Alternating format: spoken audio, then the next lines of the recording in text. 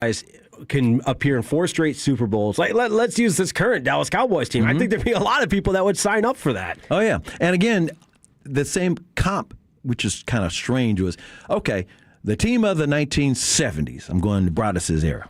The team of the 1970s, Brian Broaddus. the Cowboys and the Steelers, they owned that decade.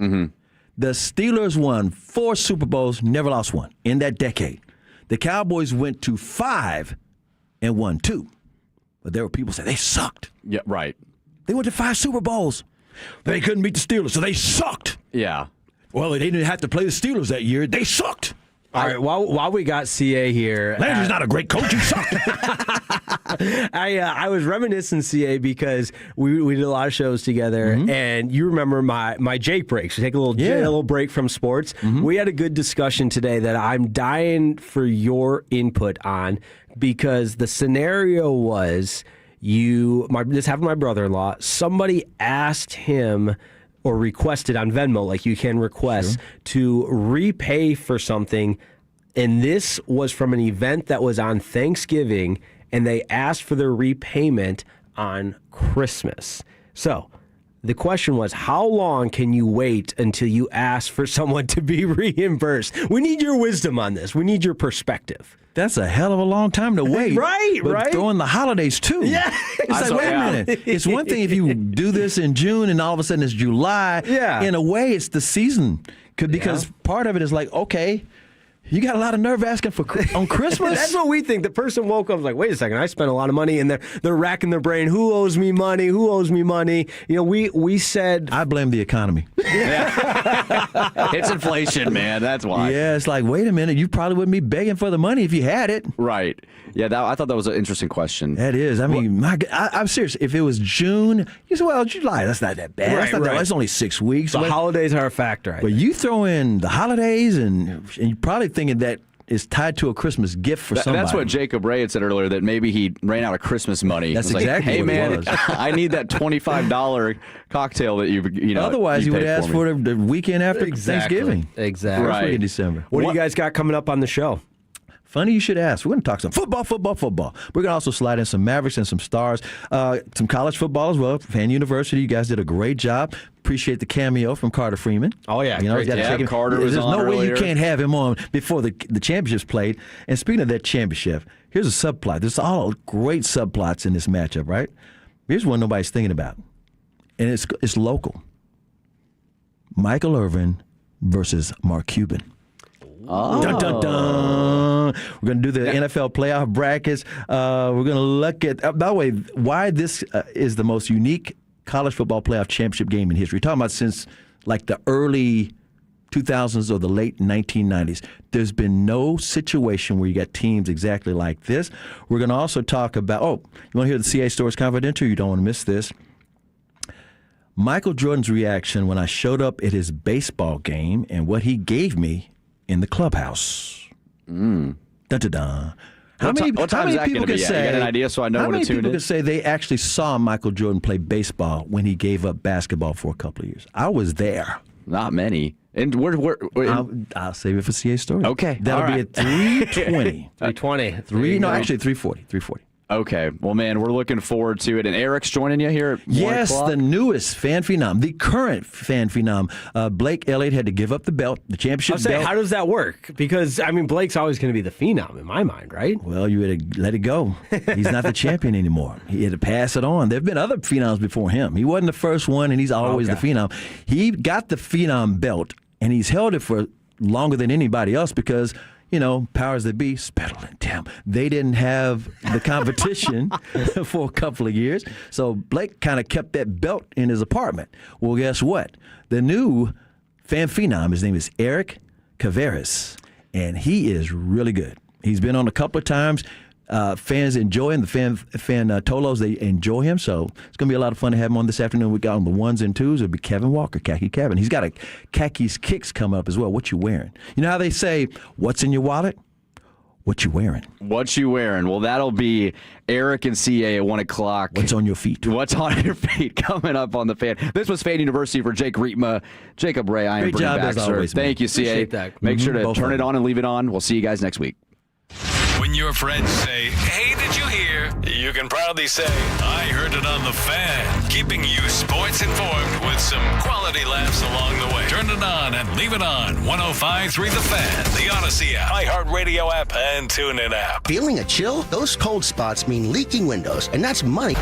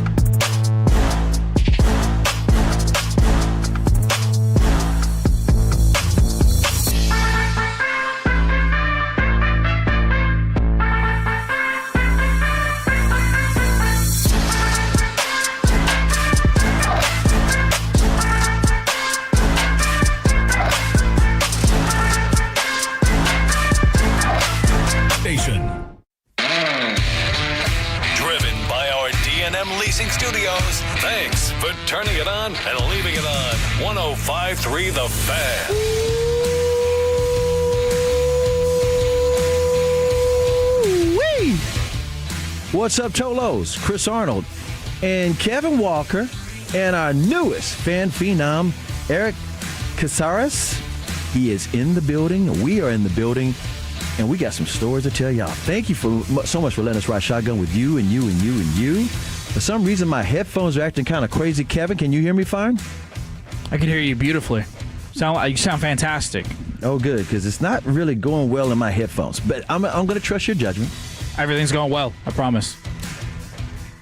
We're going to talk to you and you and you all the way till 5 o'clock. We're going to get you ready for all the football. We're going to talk about the football that just happened last night. We're going to talk about some of the football that's going to happen tomorrow as well.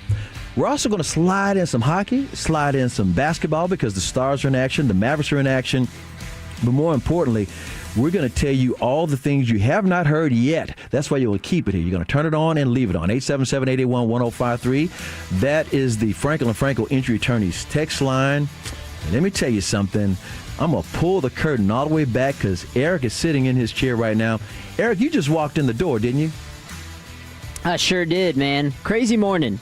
This is so wild. This is not your first time being on the air here at 105.3 The Fan, right? This is the third or fourth? Number three. Isn't that crazy to believe? His is his third time. He is the reigning fan phenom. You won the competition, back in the fall? Yeah, it was back in August. And what day was your unofficial debut was with me about 2 weeks ago? Yeah, so that was on the 28th. That was Sunday, so that was 2 weeks ago. But I guess I made my unofficial debut when I was on the Christmas Eve show with the Fan After Dark with Blake and Fred, which I wasn't on camera technically, but we got to introduce ourselves. Well, we always want the Tolos to know that you have an opportunity to live the dream, and you're living the dream right now. We're going to go into some details in your background, but I'm glad you're here because literally there was a situation in our new building. It's a great building, but for some reason on this Saturday, the elevators went out. And the only elevator that was working was the freight elevator. Kevin Walker, you got stuck in the stairwell, right? Yeah, I learned that the hard way. No, I didn't get any heads up that, hey, by the way, elevator's not working today. Now, I'm not going to sit here and pretend that I walked all 16 flights of stairs or however many it was. What happened was your boy got here, pressed the elevator button, didn't work, gave it a little bit, and I was like, okay, this is different. So I took the stairs, went up the next floor, went up to 10, walked around a little bit more. So you went from like the 4th floor to the 5th floor and then took the freight elevator to 10. Yeah, and then a different freight elevator that goes to 16. Right, and then I just walked the rest. And then you were beating on the door on the stairwell. I called CA. I was like, I need your help. I need your help. I need you to let me in. Okay, I'm going to tell you, when I got here, the elevators weren't working. I took the bridge across from the parking garage, and I went down to the 1st floor, and I saw some people who work here, like, hey, I said, where's the elevator? I mean, which way to the security desk? They're like, I said, where are the elevators? The freight elevator's right here, and they were headed to the freight elevator. I said, I'm going to join them because at least they know that one works. So I took the freight elevator all the way up, and I got a phone call from Eric. No, I called you Eric, didn't I? Yeah, you called me, yeah. I said, Eric, where are you? Because I want to let you know about that elevator. And Eric, you told me your car broke down. Mm-hmm. Yeah. The first day that you're working this year.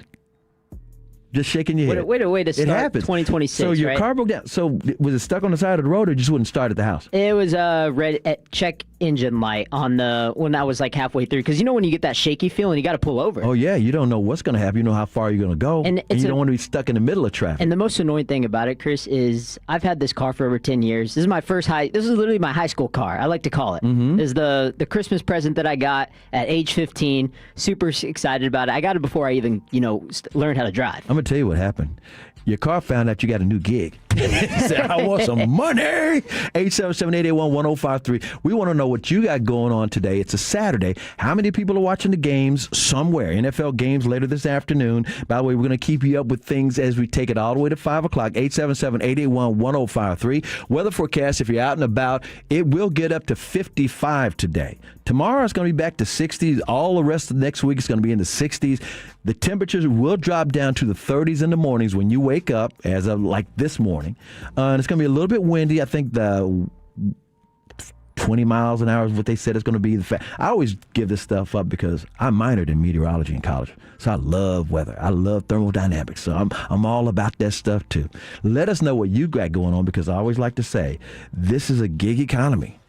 Everybody doesn't have just one job. You might be door dashing. You might be Ubering. You might be working part-time at the store. You might be doing anything that's causing you to work on a weekend. Let us know what you got going on. You might be working at the airport. You might be dropping people off. You might be actually playing with the kids. You might be just getting out the house because you're stuck from being in the house. You might be finally taking down those damn Christmas decorations. Or not. Let us know what you've got going on. And some of the things we're going to get into today include Jerry Jones and the Cowboys stat he cares most about. Also, where the Cowboys rank in next season's NFL strength of schedule. We've got the teams the Cowboys are going to play. Is this good news or bad news? We're going to get into that. I mentioned on the Crosstalk with Fannie University, we got a CA Stories Confidential. Me and Michael Jordan, what happened when I went to see him play baseball in between his Chicago Bulls stints. Yeah, remember when he retired for a couple of years, played a little baseball? I went and checked my boy out. All 14 NFL playoff teams ranked from least trusted to the ones you trust most. We're going to get into that. We got some Khakis Kicks. I was saying this on the Crosstalk, Kevin. I hope you don't mind it. You know when people say, what's in your wallet? I want to know what's on your feet. What you got for this particular episode? So today we are actually going to play a little audio. It's going to be a little college football Khakis Kicks mashup along with many other things. But that's just a little tease for what we got to come. I mentioned that the Mavericks are playing and the Stars are playing. Mavericks are at the Chicago Bulls on their road trip. They're trying to have a winning record on this 3-game road trip. The Stars are at San Jose, fresh off a victory over Washington. They went from coast to coast. We got the NHL Power Rankings. Where are the Stars? Was it a 6-game losing streak? They went 3-3, but they didn't win any of those games. Where are they now that they knocked off Ovechkin and Washington Capitals? So it's like, where are they now? We're going to get into all that stuff. And around the NBA, we're going to get into this too as well. Around the NBA, the Cooper Flag growth, AD, how long is he going to be out? Trae Young, his trade, why Washington really wanted him. Oklahoma City, why are they struggling? And do the Lakers have a Luka problem? We're going to get into all those particular things. You know, we're going to talk some college football because it is now Indiana versus the U. And I've mentioned some subplots. Michael Irvin versus Mark Cuban. It's really wild when you think about it. We need some of these subplots. And also, is Indiana for real? And are they the greatest team in college football history if they finish the job? They're undefeated. They're 15-0 as we speak. If you saw some of the game last night, you know what I'm talking about. Are they that team? And the crazy part about it is it that quick? Couldn't happen without the portal. But that's a traditional basketball power destroying the SEC, owning the Big Ten, doing the things that other teams thought that they could do, and they're doing it better. I'm not going to say Signetti, but you Google him up, right? That's what he always says. The other thing I want to mention is who's getting the money? When I say the money, you go through the college football playoff, teams get payouts. Eric, do you know who's getting the money and how much they're getting? Just off the top of your head. Just yes or no? No, I couldn't tell you. What about you, Kevin? Do you know how much Miami's going to get if they win the whole damn thing, or how much Indiana's going to get if they win the whole damn thing? I think Miami's is $20 million, and they get to keep all of it. Ding, ding, ding, ding, ding, ding, ding. 20 million. That's one hint.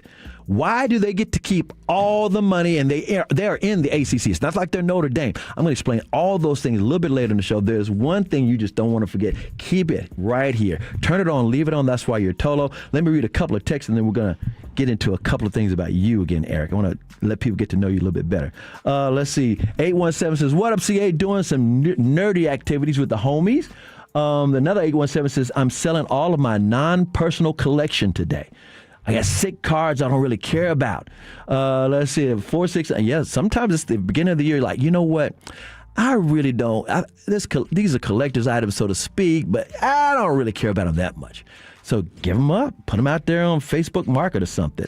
Let's see. 601 says, what up, fellas? Making my weekly trip to Miami for delivery. Ready to watch the Bears beat the Pack. Bear down. Let's go. Appreciate you, 601. Let's see. The 817 says, CA, funny thing about Michael Jordan playing baseball for the Charlotte Knights. No. He was playing for the Birmingham Barons. He said they went to South Carolina to watch him play. Stadium was across the border from South Carolina. He might have made an appearance for the Charlotte Knights, but I swear to God, he played for the Birmingham Barons because that was the minor league team for the Chicago White Sox when I went to see him play. Let's see. 214 says, I'm rolling through Nashville right now, hauling 18-wheeler trucks to Louisiana, tow-on the Odyssey app. Yeah, if you can't hear it in the North Texas area on FM, traditional linear radio, pick up that Odyssey app. Let's see. 817 says, working and being blessed by the CA sound waves. Got you down. 214 says, Eric still sounds like he's in high school. Eric, you're not in high school no more, are you? Not quite. A little 8 years removed now. Put it like this. He's got that voice because how much do you weigh? I weigh 130. He weighs 130. I'm a small guy. How tall are you? I'm only 5'6". So here's the deal. You're saying 5'6" and only 130. Is he a boxer? No, he's better than that. He's a cross-country runner. In fact, played for Texas A&M, right? Yeah, well, yeah. 5 years. So name some of the big names that you were doing business with down there. Yeah, so Devon Achan. I mean, obviously. Achan, that's your boy. I mean, that's my boy. You know, I wish, now that I'm looking back on it, I wish I would have been a little closer with him. Shoot, he's in the NFL now. That's pretty boom, cool. boom. Not that you could be in the NFL unless you're a kicker. And if you Although if you're a kick returner like Kevontae Turpin, he's about $160. Yeah, you know, sometimes it's not the what is the saying? It's not the size in the dog. It's in the. Or how do you? I always get it wrong. We know what you're saying. You know what I'm saying. Okay, so name another couple of names that were down there while you were down there. Okay, so Braden Mann. So he's the punter for the Eagles, and I think he was on the Jets. I think he got drafted by the Jets. Right? Yeah. So Braden Mann, he was there. Let's see who else. Shamar Stewart. Who? Shamar Stewart. He plays for the Bengals. Okay, so let's do this.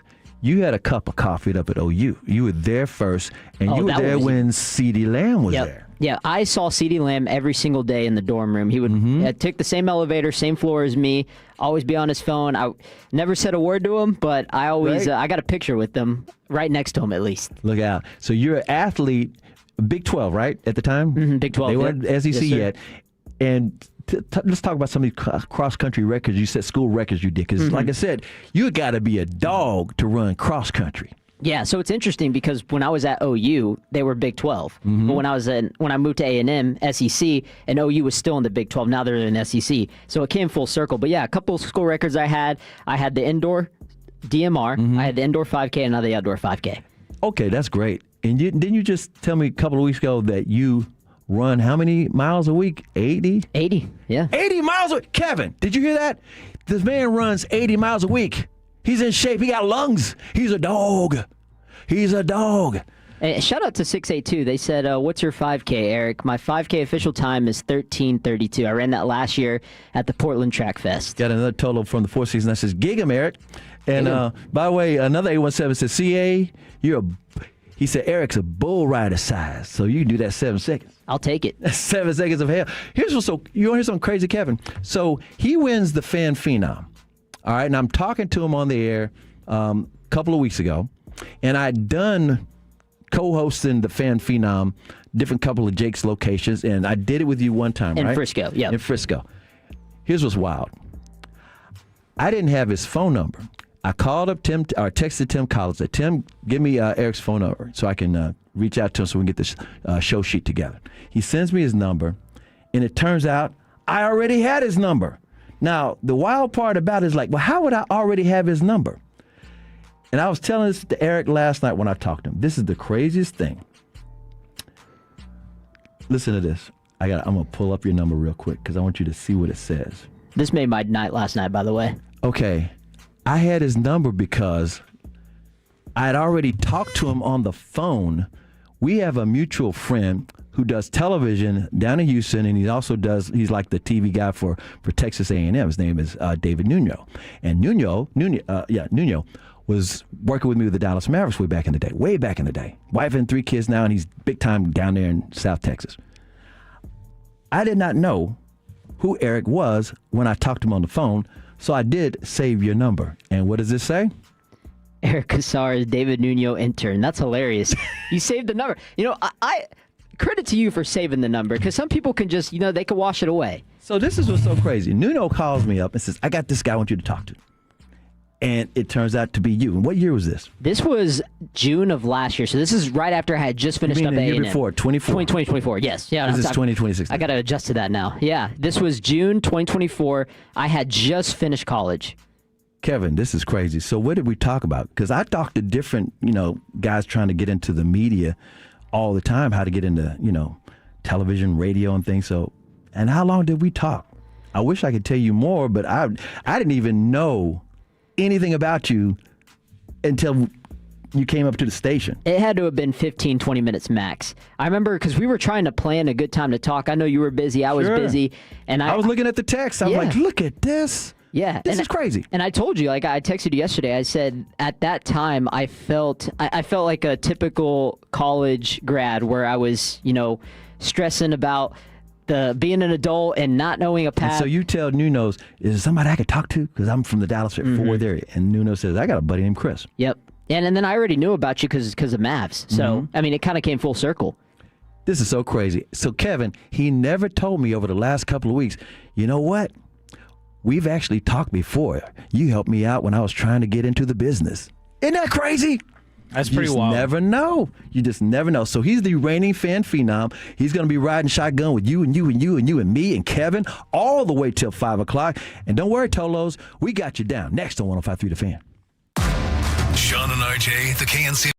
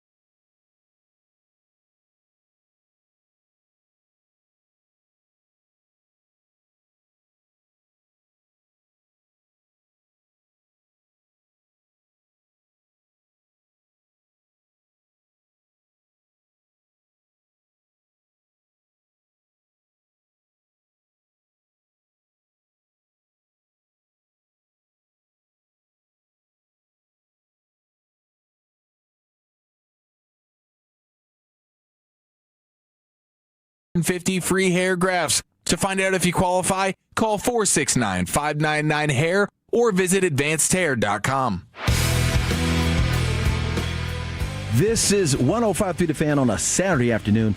I'm Chris Arnold, along with our newest fan phenom, Eric Casares. And in the Pimp Cup, we got Kevin Khaki Walker holding those Gators down.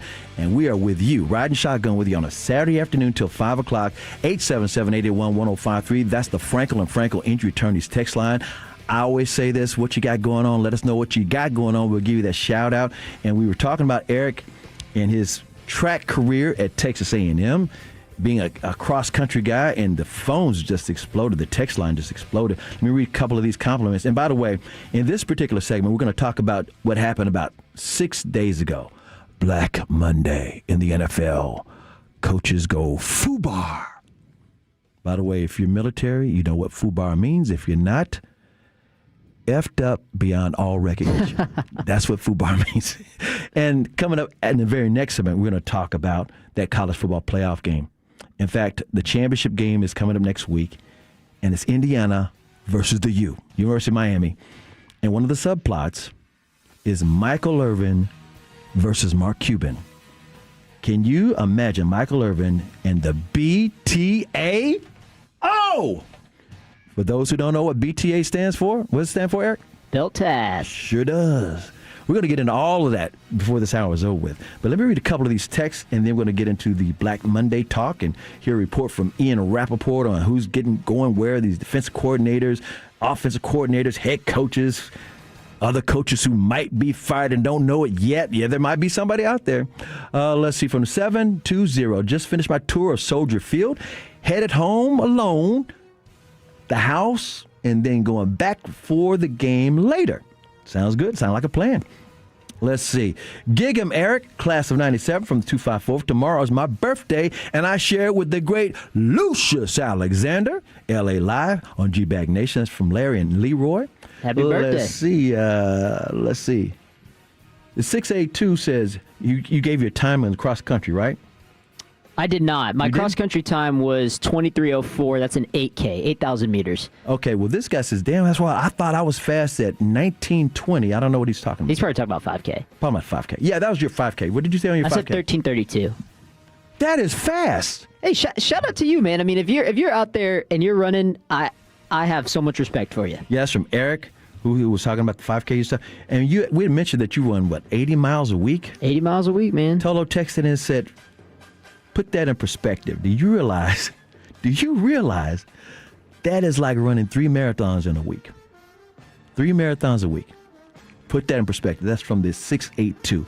Man's in shape. He's a dog. 817 says, my daughter just signed up to run cross-country track and field at the University of Houston in H-Town. Good luck to her on that.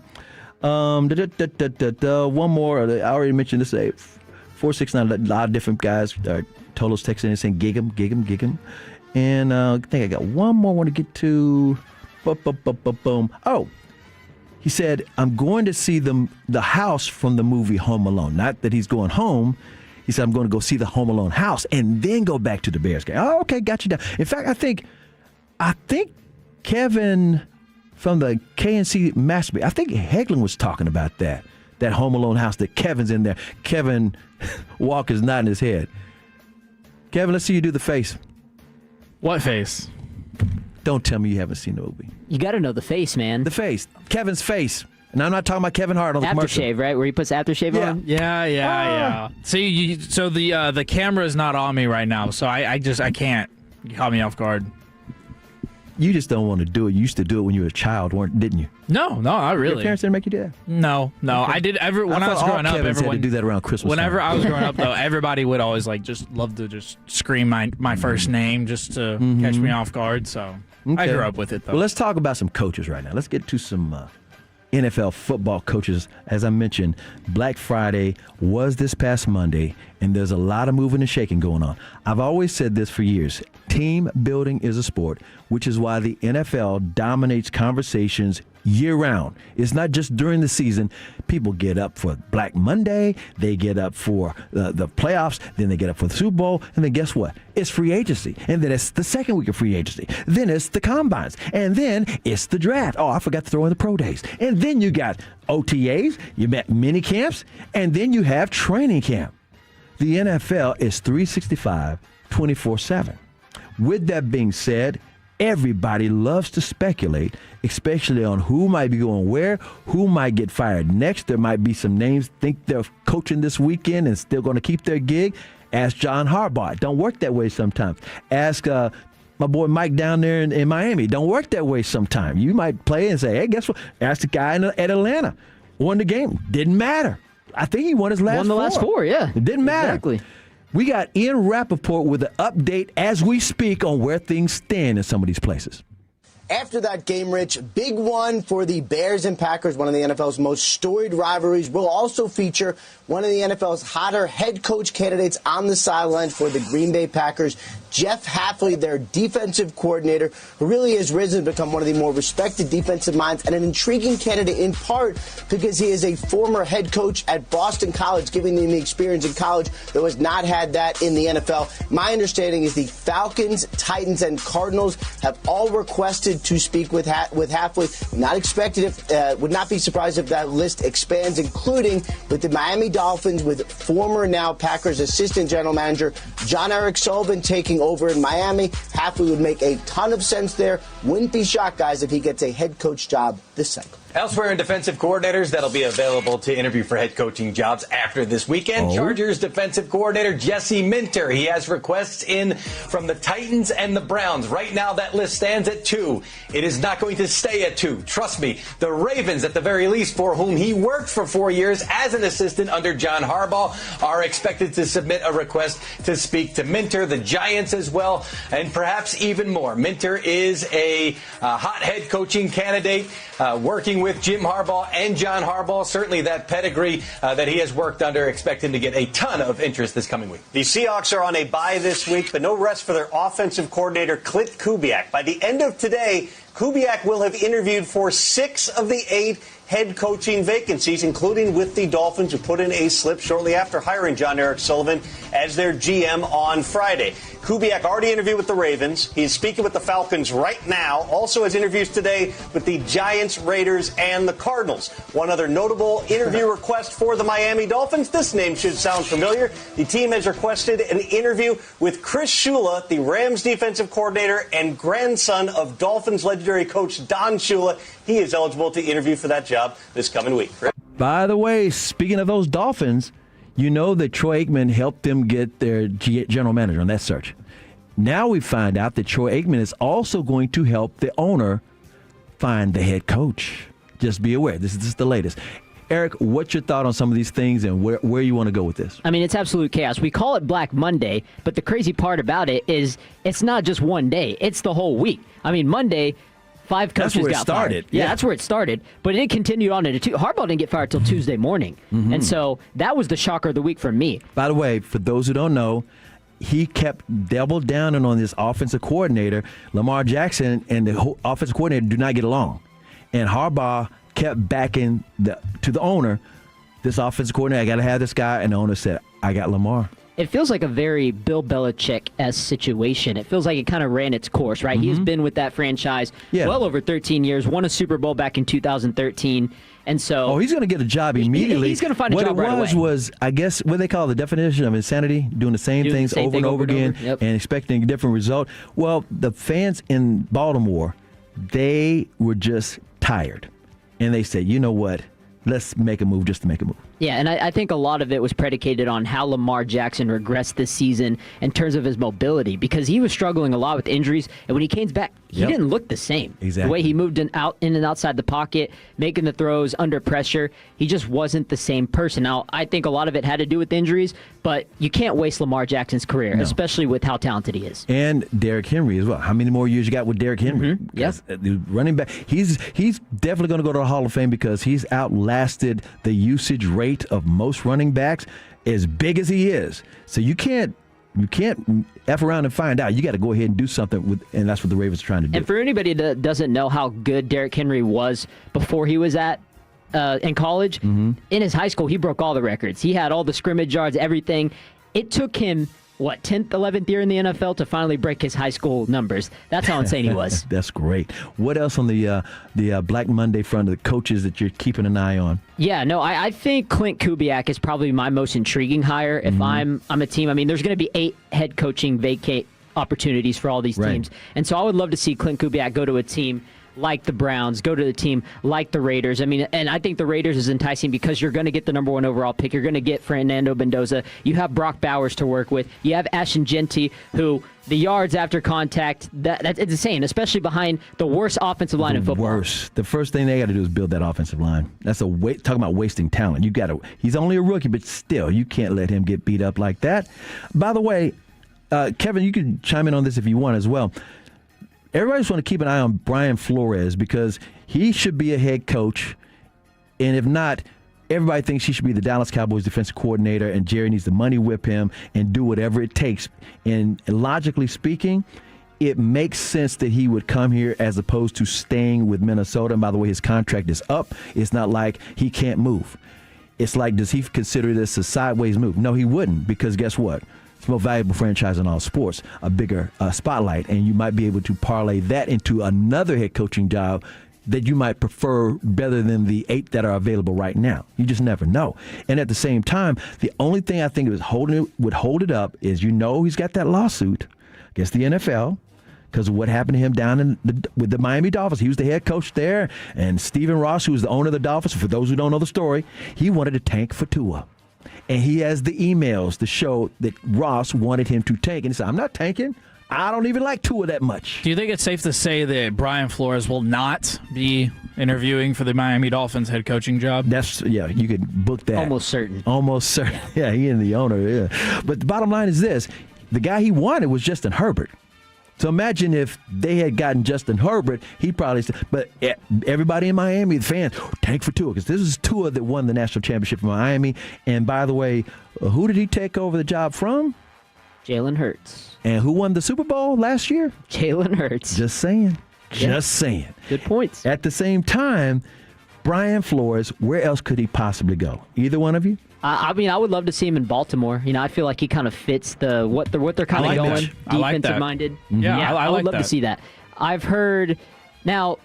I just can't see him staying in Minnesota. Yeah, absolutely. And the quarterback situation is completely different. And I think he's going to have a market too. So there's going to be teams that are going to be guns and blazing for him, obviously. And speaking of Miami, we were talking about them. I think one way to keep an eye on Mike McDaniel, I think some people are just made to be coordinators. I think that's certain. Can I post something, actually? Yeah.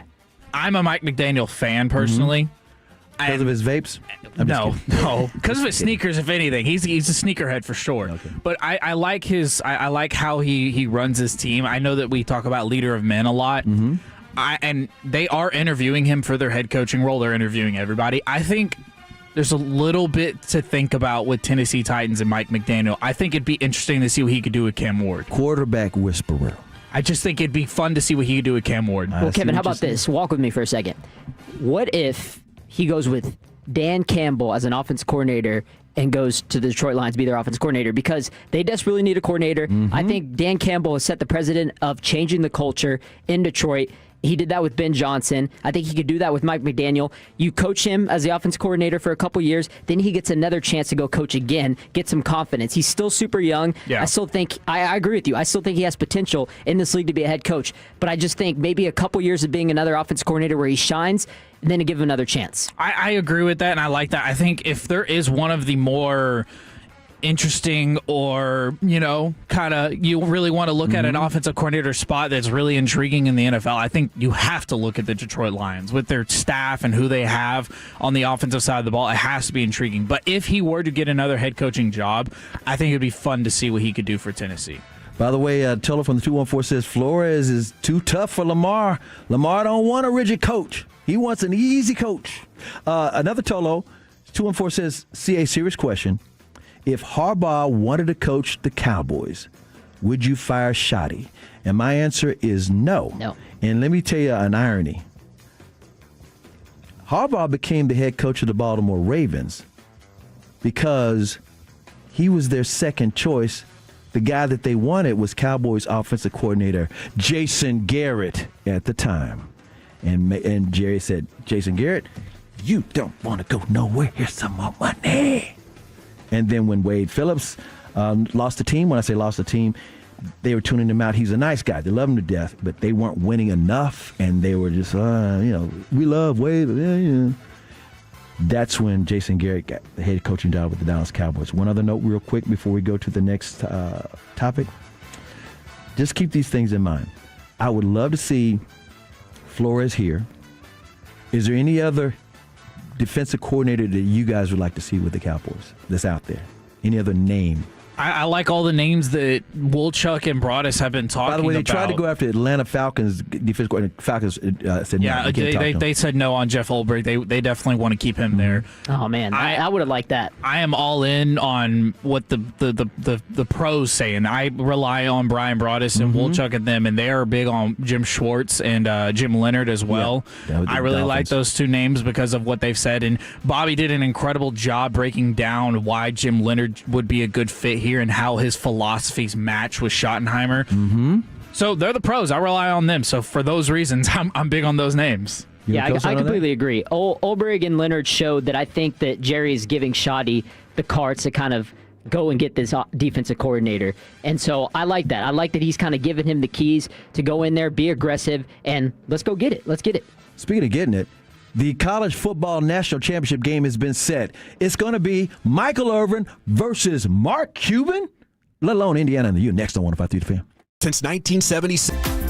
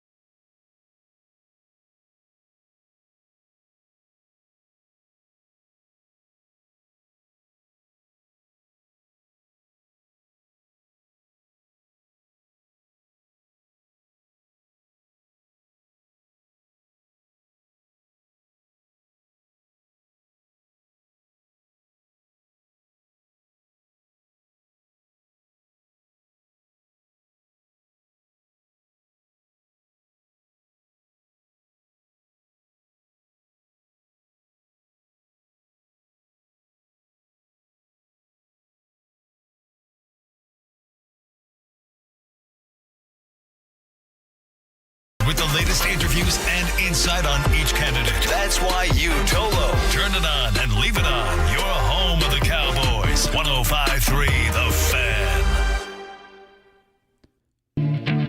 This segment is brought to you by Classic Chevrolet. If you're in the market to upgrade your vehicle, get to Classic Chevrolet in Grapevine. The back-to-back #1 Chevy dealership in the world. They've got more new Chevys than anyone, all priced to sell. Silverados, Tahoes, Blazers, Malibus, Equinox, and more. Visit ClassicChevrolet.com. This is Texas. This is Classic Chevrolet. Together, let's drive, relax, and enjoy the difference. Based on new Chevy registrations 2023 and 2024. Hoosier. Deep throw. Charlie Becker. Touchdown, Indiana. Amazing. Did you see the game last night? I say amazing only because it was a dominant performance. This is 105.3 The Fan. I'm Chris Arnold, along with the latest and brand newest fan phenom, Eric Casares, along with the Pimp Cub rider himself. We're talking about Khaki Kevin Walker, and we're here for you and you and you while you do what you do on a Saturday afternoon.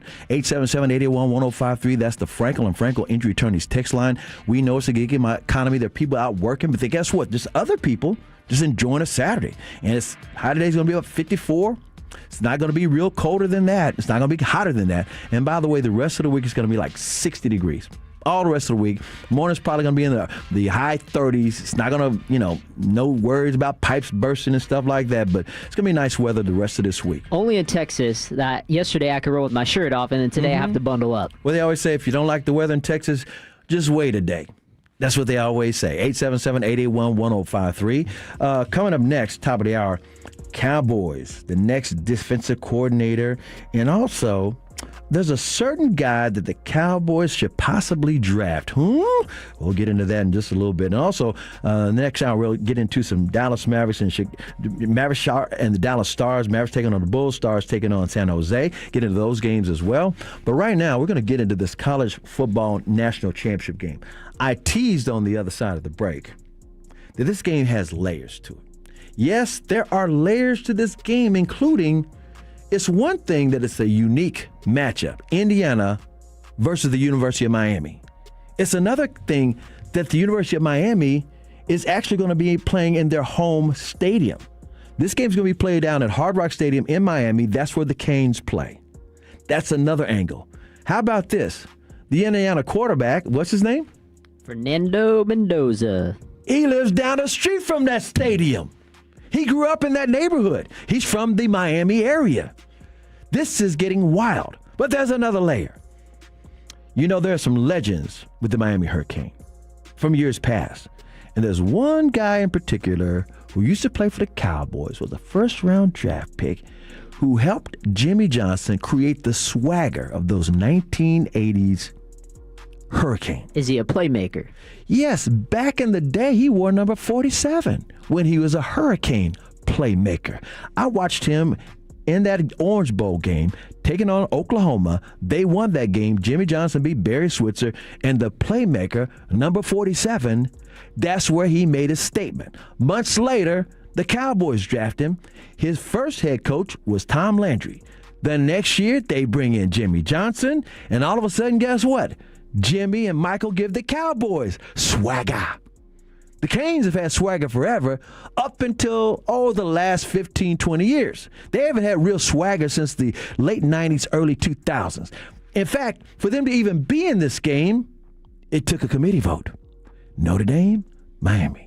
Notre Dame, Miami. What are they going to do? They took Miami. And Miami had to run the gauntlet. They had to beat A&M. At Texas A&M. They had to beat Ohio State in Arlington at AT&T. Then who did they beat? Ole Miss. Ole Miss! In one of the greatest college football games and ever. A red-hot Ole Miss. So let's not overstate it. Proving a point that they don't need Lane Kiffin. Everybody's pulling for Ole Miss. And that game was great all the way down to the wire. You had Carson Beck, the reject from the Georgia Bulldogs. It was like quarterbacking for the Hurricane. It's like, wait a minute, they got a wide receiver who's great? And I'm like, oh boy. But then they got Indiana to take care of. Oh boy. They might be at home, but Indiana, which is a traditional basketball power, the Hoosiers, you think about, that movie Hoosiers. You think about all those national championships playing basketball, Final Four, perennial power, right?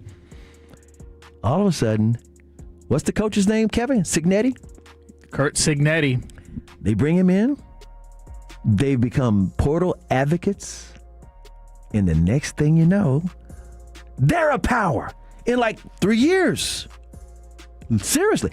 They had lost so many games, like 59 games in 10 years before Cignetti got there. Right now, they're 15-0, blowing everybody out. When they blew out Oregon last night, they had already played Oregon already. And guess what? They beat them down. Now, we got this matchup. Michael Irvin, not versus the Hoosiers. I threw in Mark Cuban. You know why I threw in Mark Cuban? Alumni. He's a Hoosier alumni. By the way, I don't know if y'all know the story about Mark Cuban and how he became a billionaire. He was one of those tech guys back in the late 90s, tech billionaires. He came up with audio for the internet. He was one of the first people who pioneered that, him and his crew. They pioneered it, and then they sold all of that to Yahoo, where he became a billionaire. The reason he said that he got into audio on the internet, because back then all you could do was just text. Well, not text, but type. You just typing stuff, emails and things like that. Is because he said here in Texas, he grew up, went to school in Indiana. He wanted to hear Hoosiers basketball games in Texas because you couldn't get it on the radio down there. So that's what that was his power. That was what was driving him. Well, guess what? Last year, the end of last year, not 2025, but in the 2024 season, he decided to go the Texas Tech route. You know where I'm going with this, Kevin? How about if you're a good school and you want to be great, you find a billionaire who graduated from your school. And what did Texas Tech do? They got Cody Crawford, who played at Texas Tech, became a billionaire, lived in Fort Worth, and all of a sudden, Tech got good, didn't they? Last year in 2024, Mark Cuban said, I donated a big number for the first time. He's always did a little something here and there, but nothing significant. He wasn't one of the boosters of Indiana. We just boosters, right? That's all they do. But he said, I donated a significant number. And he announced just a couple of days ago, on Sunday, he did a bigger number. And by the way, do you know who Indiana just grabbed to be their new quarterback next year once old boy leaves with his Heisman Trophy to the pros? Hoover from TCU. Did y'all know that? Huge. One Messmaker. Messmaker's going up there to Oklahoma State. Yeah. But in other words, Indiana's not scared of the portal. They're not Clemson. Yeah, I said it. Shot fires. That's good for the sport. It is. So you got this championship matchup, right? You got Indiana, who's favored by 7.5, 8 points, something like that. 7.5, yeah. Wow. In Miami's home stadium. Miami is usually the swagger team, the bullies or whatever. Talk, the turnover chain. I can go down the list. They got all these Hall of Famers in the NFL, in the Pro Football Hall of Fame, and College Football Hall of Fame as well because of that school. They were cranking them all out. Then they had a little drought. Even their coach used to play for Indiana. Marco Colombo, he was an offensive lineman back when they were really good. And now, but we have no idea, by the way, what the crowd's going to look like because the Indiana travels. They've been traveling all year long. But that's the Canes. But I did get an idea of how much a ticket is going for right now. Want to take a guess, Kevin? To get in or? To get in. Yeah, to get in. Just to get in. Quick. If you can't, Eric, go ahead. $650. I was going to say $700. $3,000. Oh, get in price? Get in Just price. Get in. So we're not even talking price that you've been due for a long time. You go get them South Beach billionaires down there. And you also know Indiana travels. And you also know that they're going to be playing it. Come on now. You've been waiting for a long time. They feel like this is their year. In fact, I mentioned this game is Michael Irvin versus Mark Cuban. And you know where Michael Irvin's going to be. Mark Cuban's probably going to be there somewhere. I don't know where. Maybe in a suite, maybe in the stands. Michael Irvin's going to be on the sidelines. And at the end of the game, will he do this? Together a little. Didn't we tell y'all not to mess with us? Didn't we tell y'all not to mess with us? Yeah, we are going to the championship game. Let's go, you! We're going to a championship game. You don't even have to see the face to know what the face he's making. Right here, baby. So you got a couple of Dallas big names. Mark Cuban, Michael Irvin, not going at each other in a ring, but Michael Irvin's going to be on the sideline. He's going to have his belt, the BTA, belt to add. Jimmy's going to be there. Every big name that played at the U is going to be trying to be on the sideline some kind of way. Can they pull it off? We don't know. Mark Cuban and the Indiana faithful, can they pull it off? And by the way, like I said, I mentioned Mark Cuban and him putting in a big number and a bigger number this time. That means they ain't going nowhere. This ain't a fluke. This ain't a one-off. This is not like, oh, Indiana got lucky, they had a nice schedule. No, this is not a one-off. They'll be back. They're just getting started. Any thoughts? No, I mean, this matchup is so exciting because you got one team that doesn't make mistakes in Indiana. They're hard to stop, but you have a team like Miami who's forcing teams to make mistakes, and they're not going to back down. So who's going to break? Yeah, we're going to go into some details later in the show on who's going to break, who should be the favorite or not. And like I said, there's some things in there that we're going to get into that you do not want to miss. Coming up next, though, we're going to go back to the Dallas Cowboys and who is somebody they've got to draft. And the defensive coordinator, we kind of touched on a little bit. We got some other thoughts as well. Next on 105.3 The Fan. Tolo means turn it on and leave it on.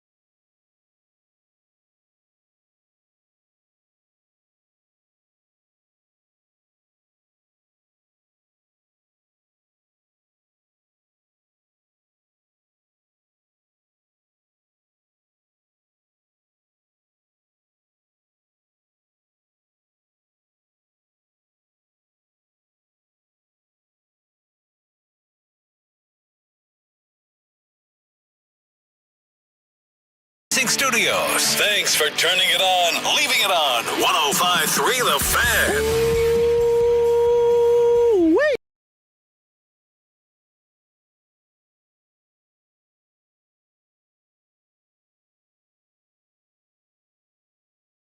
Well as Eric Casares, he is the newest fan phenom. He took that belt away from our own Blake Elliott, Fan After Dark, Fred Davis.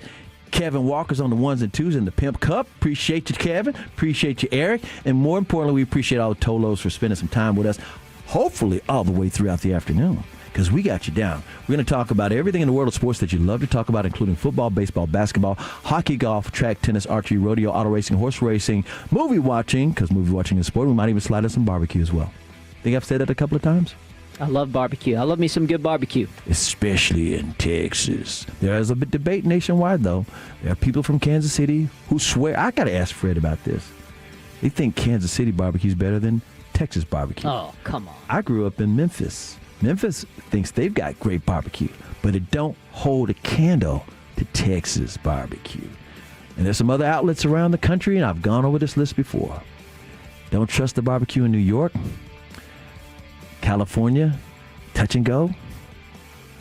If you're in the Carolinas, be careful. They think if you just put it in the oven and put some vinegar on it, that's barbecue sauce. And some of them over there in Carolina, they actually call it gold sauce, and they just put mustard all over the barbecue. If that's your choice. I'm just saying, you can't trust it all. So anyway, we appreciate you all riding shotgun with us while we do all these cool things. Coming up next, we're going to get into the Mavericks at the Bulls, the Stars at San Jose. I've got those NHL power rankings. The Stars, did they fall far? They were the top teams in the NHL till they lost those 6 in a row, but then they corrected the ship by beating Washington. And Washington, Ovechkin, he did his thing, but the Stars beat him 4-1. They righted the ship. We'll see what happens. We'll see what happens with the power rankings. The power rankings that be. We're talking about Anthony Davis's hand injury, what that means. We'll get into all this stuff. But right now, got to talk about the Cowboys. Because like I said, we are the home of the Cowboys. And by the way, in one more hour, please do not go anywhere. I got the real stats that Jerry Jones cares about, what it means for the Cowboys, plus where the Cowboys' upcoming season strength of schedule ranks. We're talking about 2026 schedule. I've got the teams. We don't have the dates, but we have the teams that the Cowboys will play. And we also have the other team's strength. So we'll find out if it's a good thing or a bad thing for the Cowboys. Oh boy, this is. Oh, we got a teller from the 469 says Chicago barbecue is trash too. CA, it could be. 615. I found a couple of spots. I got a list I always put out in the summertime. So another 615 says Memphis barbecue is the closest competition to Texas barbecue. It's up there. Oklahoma got a barbecue place too. It's up there. Just saying, there's different spots. But back to the Dallas Cowboys. We were touching on this a little bit. We were talking about Black Monday and all these different coaches getting fired. There's 8 head coaching vacancies. There's different coordinators, offensive and defensive coordinators trying to move into some of these different spots, being a head coach or just changing teams. There are quarterbacks coach being named offensive coordinators. There pass game coordinators, used to be called secondary coaches, pass game coordinators that are being now named defensive coordinators. But we're also curious. Oh, we get somebody from the South Carolina. CA, you're wrong about barbecue in South Carolina. Charleston, South Carolina has a place called Lewis. Best barbecue in the world. That's from Tolo Jeff. Okay, I'm going to have to check out Lewis. I was giving an overview of Carolina barbecue. I was born actually in South Carolina, in Sumter, South Carolina, and for a few years there, in like from 2012 all the way to 2019, me and my wife and kids, we would go to Hilton Head, South Carolina, because her family's from New York, and they'd all come down there, and everybody's like a family reunion kind of thing. So Hilton Head, we're always there. And I'm just saying, I hadn't run across Lewis' best barbecue. We'll Charleston is a place I always wanted to travel to, so I guess if I go there, I'm going to Lewis. You got to go to Lewis. And somebody who's been to Lewis besides Tolo Jeff, and Tolo Jeff, I'm going to take your word for it, but we're going to see. Okay, but back to the Cowboys. We hadn't mentioned some of the names of the guys they've talked to yet. Some of the candidates they're interested in. We always said who we want them to. I think this room agrees Everybody wants Brian Flores if they can get him. If he's not named a head coach somewhere else, to us, Jerry, money whip the man, bring him in, make him a defensive coordinator. The reason he would choose the Cowboys over Minnesota, and by the way, his contract is up. They don't own him. They can't veto him. The quarterback is completely different. The Cowboys have like the number 2 offense in the NFL, top 5 for sure. Quarterback is much more veteran than J.J. McCarthy. It's just real simple. You take care of the defense, and guess what? If they go to the Super Bowl, make the NFC Championship game minimum, who's going to get the credit? Not just Shoddy, not just Dak, the defense, if it gets fixed, right? Yeah. And Shoddy should be able to still build the staff around him. You know, that's what it's all about. So like I said in the last hour before, I was saying that interviewing these guys that they had on the market is telling me that Shoddy's in control, and they're going to give him the due diligence to go hire that defense coordinator. And I'm looking at some of these names, and I like to say, I like him. I like him too. Everybody likes him. Kevin, I would think, though, Brian Flores being a former head coach, it's a package deal. You're going to have to take him and his boys. And Shoddy has mad respect for Brian Flores because of that head-to-head meeting on Sunday Night Football. That's all. I was at that game. That's all he and Dak were talking about. They weren't naming Minnesota Viking players. They were talking about those defensive fronts that Flores was dialing up and all the different kind of things that you couldn't prepare for, that you'd overthink if you were ready for it. And that's all they talked about. So, Kevin, again, I was thinking he has the right to bring in his own people as a former head coach. Well, he might, right? He might. I think our chances of getting Brian Flores are, I don't want to say slim to none, but yeah, slim to none. He's getting a lot of looks as head coach, but we're going to interview, I can't remember if we've already interviewed. I know we've knocked out a couple through Zoom, but the Minnesota's defensive pass game coordinator, Durante Jones. So you talk about, hey, if you're going to get Flores, you're going to get his guys. Go ahead and interview one of his guys, right? He could be one of the minds of power that's running this defense, that's helping coordinate these guys on defense. So if you can't get the guy from Minnesota, get the second guy in command. And here's the thing. The defensive coordinator is going to have a lot of parts handed to him this year. Not only through the draft, but if the Cowboys front office does what they say they're going to do, and you never can trust it. You never can trust it. Trust me, you never can trust it. Hopefully they'll use free agency. Hopefully they'll make some trades. They showed you this past year. They traded for Pickett. They traded for Quinnen Williams.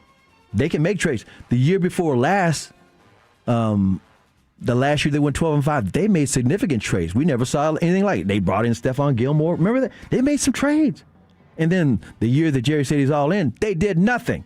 And my theory was Jerry was all in on the plan because he wanted to fire McCarthy on the spot after that 12-5 and the loss to the Green Bay Packers at home. He was ready to blow it up. And he was all in on running it back. And Steven didn't add any pieces to it. When I say Steven, because Steven likes to redraft and develop. And they didn't do anything like the trades or the free agency like they did the year before. Like run it back. And they lost all these players on defense. And personnel is important, right? Yeah. So this new defensive coordinator, he's going to have a chance to reload this thing. It's not going to be the same players that Eberflus had to deal with this year. No, not at all. And we can say all the negative things we want about Eberflus. It didn't work out, and yeah, there's a reason that he only lasted a year. We get that. But I did defend him at some points in the season, saying that I feel like he worked well with the personnel that he had, and sometimes the personnel was slim to none. So you gotta address the cornerback and they were room. Banged up. You gotta address the linebacking. You gotta get another pass rusher because you lost Micah Parsons. You gotta replace that. Trayvon Diggs is not the same player. He's gone now, so you gotta get his replacement. Deron Bland, he's getting paid Pat Surtain money. He's not Pat Surtain. So they got. I hope that new screw works. Yeah, absolutely. Put a new screw in his foot for those who don't know. Personnel matters. We gotta get it right. It really does, and you gotta keep the guys you're supposed to keep. I don't know if you saw on Twitter. Well, Jerry Jones said at the press conference, we did not realize the impact that losing Jordan Lewis was under the trigger effect, and I'm paraphrasing, we didn't have anybody to really play that slot, and we that third cornerback. So he says all that. I forget who posted. It might have been John Machota. Jordan Lewis saw it. Jordan Lewis, who's now handling things with the Jacksonville Jaguars and the Duval defense. He said, it's all love, man. It's all love, man. To this day, it's like, how do you get rid of leadership? You knew Jordan Lewis you needed him? Just let him walk. Tank Lawrence, there was always contention the last couple of years with his contract. Him and Steven and his agent didn't get along. And when Tank Lawrence got hurt, same kind of way that Dak Prescott in the same injury, but the same year Dak's last injury, year before last when Cooper Rush was the quarterback, they just kind of let him walk. He walked straight to Seattle. Seattle's in the playoffs. Jacksonville's in the playoffs. I'm just saying, those are two guys on defense who were leaders. Jerry, I think he said it on this station. Someone asked him, who's the leader on defense? He might have did one of his gangers at the end of a game. He said, Dak Prescott. The leader on defense, because they had no leader on defense. So, and Tank Lawrence had some words about how he was saying the reason why he ended up wanting to go to Seattle, because he felt like he didn't believe he could win a Super Bowl in Dallas. With the Cowboys. Yeah. And he said that because he looked at the Seattle situation. And by the way, they only went 13-3. Talking about Seattle. And they only had one of the best defenses in the league. Thank you. And you know who is the defensive line coach? That was his guy. The Brit. Aiden Dirty, the Brit. The Brit. Yeah. He talked him into going over to the West Coast and going up to Seattle. I miss hearing him on the sound of the sidelines every week. That was awesome. Oh, yeah. He was absolutely awesome. Real quick, I want to clear up something. I mentioned the big money billionaire with Texas Tech, and I said Fort Worth's own Cody. It's Cody Campbell, but I said Cody Crawford. Yeah. My bad. Cody Campbell is the big money man for Texas Tech Longhorns guns up. But back to this Cowboys defense. The coordinator is going to have a chance to draft some guys. Eric, you teased us by saying there's this one guy you think they might need to get. Are you talking about the draft? Mm-hmm. Yeah. Well, you just mentioned earlier, you were talking about Texas Tech. Yeah. They're picking number 12. Mm-hmm. Go get David Bailey. The edge rusher out of Texas Tech. Draft him at number 12. They need some depth at edge. You need to replace Micah Parsons. The only thing they don't have to worry about is DT, defensive tackles. They're set with defensive tackles. Yeah. And Quinnen and they Osa have and you can Kenny Clark. You can address that in free agency if they decide, because I know Kenny Clark I saw that they could save money if they do release him, but I think they're going to run that back. Yeah. They're going to run that back. Yeah. Because he's a great guy in the locker room and he's a solid player. It's not like he's a dominant player, but he's solid. Yeah. And him and Quinnen Williams, there's like 1-2 punch right there. And Osa too. Yeah, get somebody on the opposite edge of Ezra Raku, who I think is going to develop into a good player. Just not yet. You still need some time. And outside of that, you had Clowney, who's older. He's a veteran, but you need somebody to mentor him. And Clowney can mentor a guy like David Bailey coming out of Texas Tech. I always say team building is a sport, and that's why NFL is 24/7, 365, especially in the offseason. Kevin, in the draft, who have you got your eyes on? Or as everybody who admires our guy, Brian Broaddus, what kind of tape have you been watching? Like I said, I rely on those guys to do all the tape. I don't have the Wooly Bullies of the world. I know Dawson's getting into it, Chiafalo and Broaddus Bobby is the best. Bell. He's trained up a whole lot of people. He's a former scout for real. Yeah, so I rely on them guys. I know they've talked about Arvell Reese. They've talked about a number of guys. It seems like if you just draft somebody from Ohio State, if we could just throw our prayer hands up and Caleb Downs somehow fell to us, that would be He's not wonderful. Gonna fall. You gotta I go don't think up. so. But guess what? They could if they wanted to. They've got the capital to do it. They got 2 picks. Is Jerry Jones going to draft a safety? I don't know if I see that. If he doesn't, I'd love to go give a look at Minkah Fitzpatrick. But oh yeah, and I thought that was a possibility at the trade deadline. Oh, I wish, because there's players that they talk about. There's rumors in the trade deadline, and they were saying Max Crosby Derrick or Trey Henry. Hendrickson. I never thought for 1 second that was actually going to happen. Now Quinnen Williams, I thought that was a shot in the dark. So when we got him, I was stunned. I was stoked. Yeah, everybody was just amazed. But because they never pay attention to Minkah defensive Fitzpatrick tackles. was actually a possibility, and I was a little bummed out we couldn't get him. I would have loved the addition of Minkah Fitzpatrick. But as far as the draft goes, I do like the pick of David Bailey. But if these guys that we're talking about, and more names are going to pop up as we get closer and closer to the draft, if these guys aren't there, trade back. I mean, if the guy you want is not there, trade back. They did that with Travis Frederick, and it worked out great. The center great that they had, yes, Travis Frederick was a trade back. So they will do that from time to time. If Arvell Reese is there, At number 12, you take him, best player available. Or at that Styles. I know they've talked about Styles quite a bit too. The 469 text in, why would Jerry Jones bring in Brian Flores knowing that Brian Flores knowing that Flores would get the credit if they make a playoff run? Can Jerry's ego handle it? I think Jerry's ego can handle if you make a playoff run and win a Super Bowl. He already has told me a million times. It's like pouring gas, like putting a match to the fire. I'll make even more money. But here's another reason why he might money whip Flores. Jerry says he likes guys who have to redeem themselves. And the last 5 defensive coordinators that the Cowboys have hired, all the way back to 2014, have all been former head coaches. Rod Marinelli, Mike Nolan, Dan Quinn, Mike Zimmer, and Matt Eberflus. Brian Flores was a former head coach of the Miami Dolphins. So he will be sticking to his principle to a degree. We'll find out if he goes all the way through that. In the meantime, we're going to find out who's going to win tonight. Stars or Mavericks, or maybe both. Next on 105.3 The Fan. The more time you give, the more our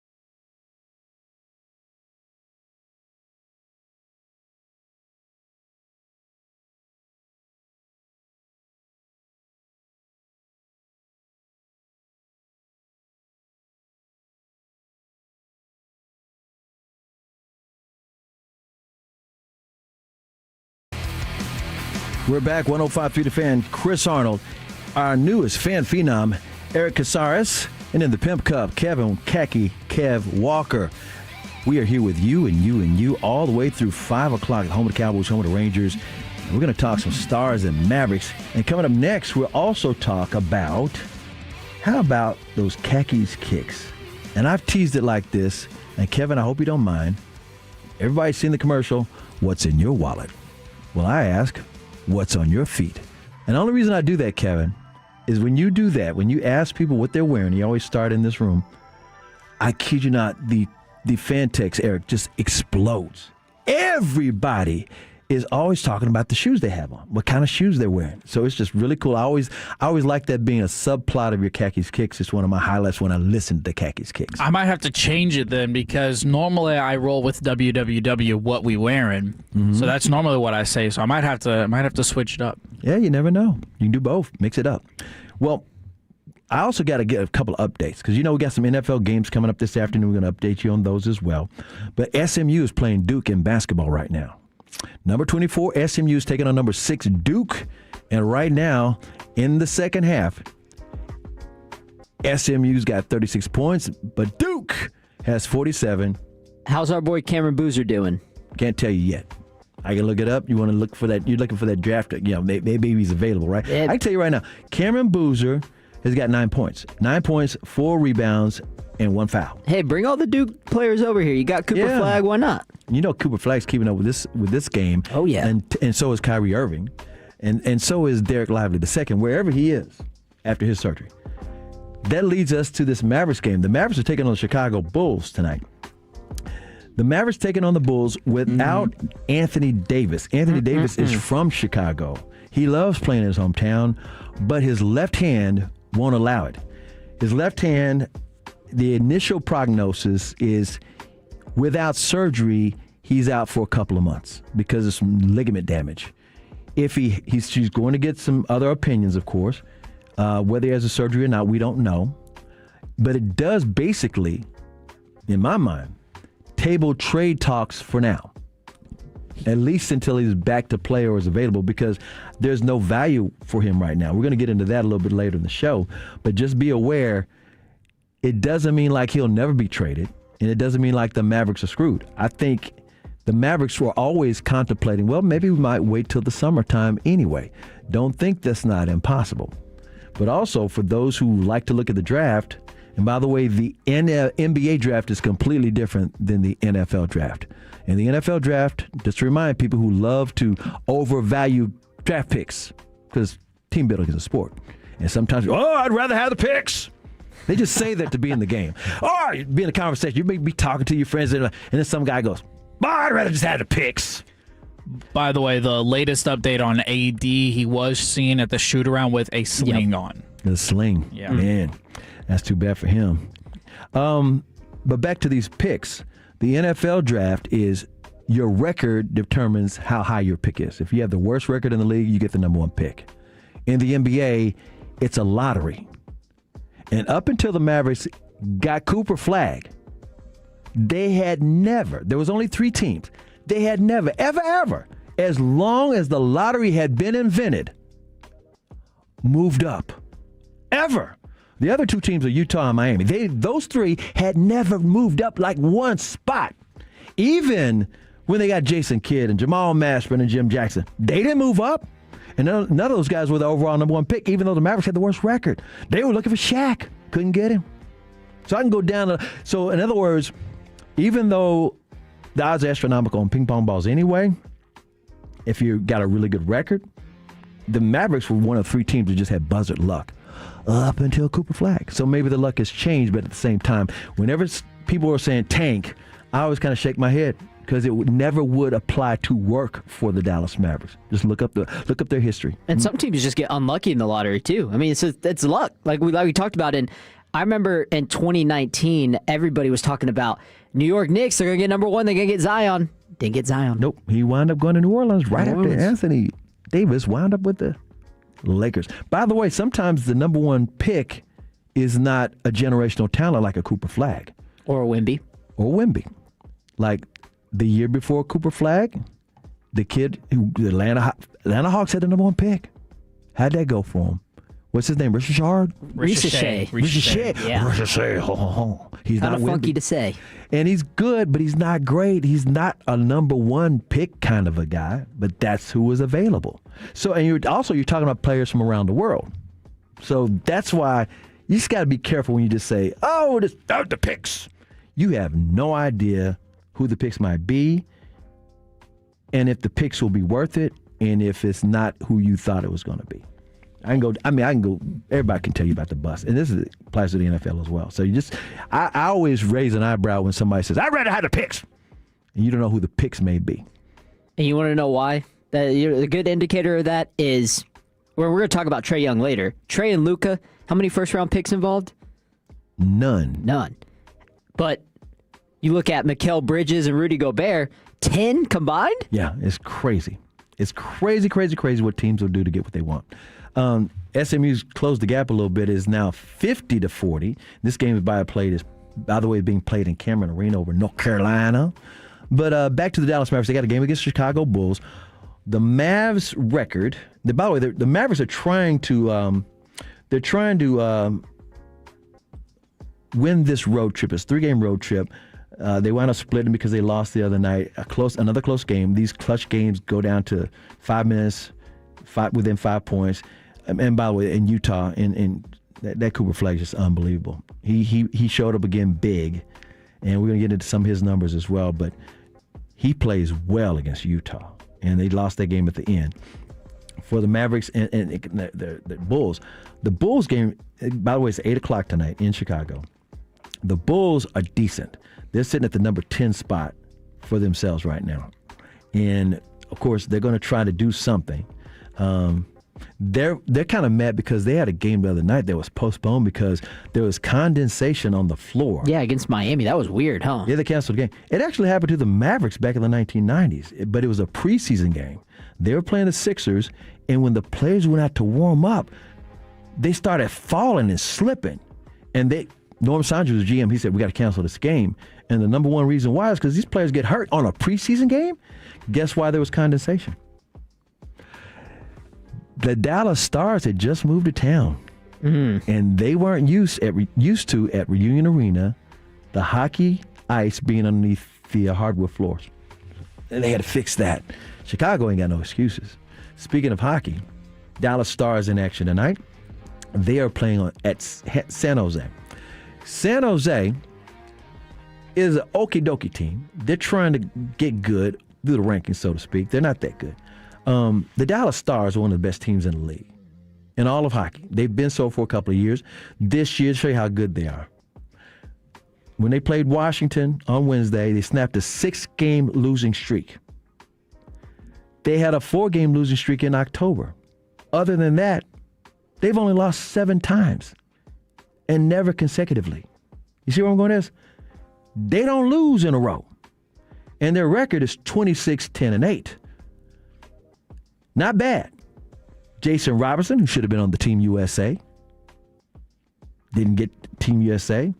Snub. He's the most efficient American goal scorer on the planet, putting up 1.72 goals per 60.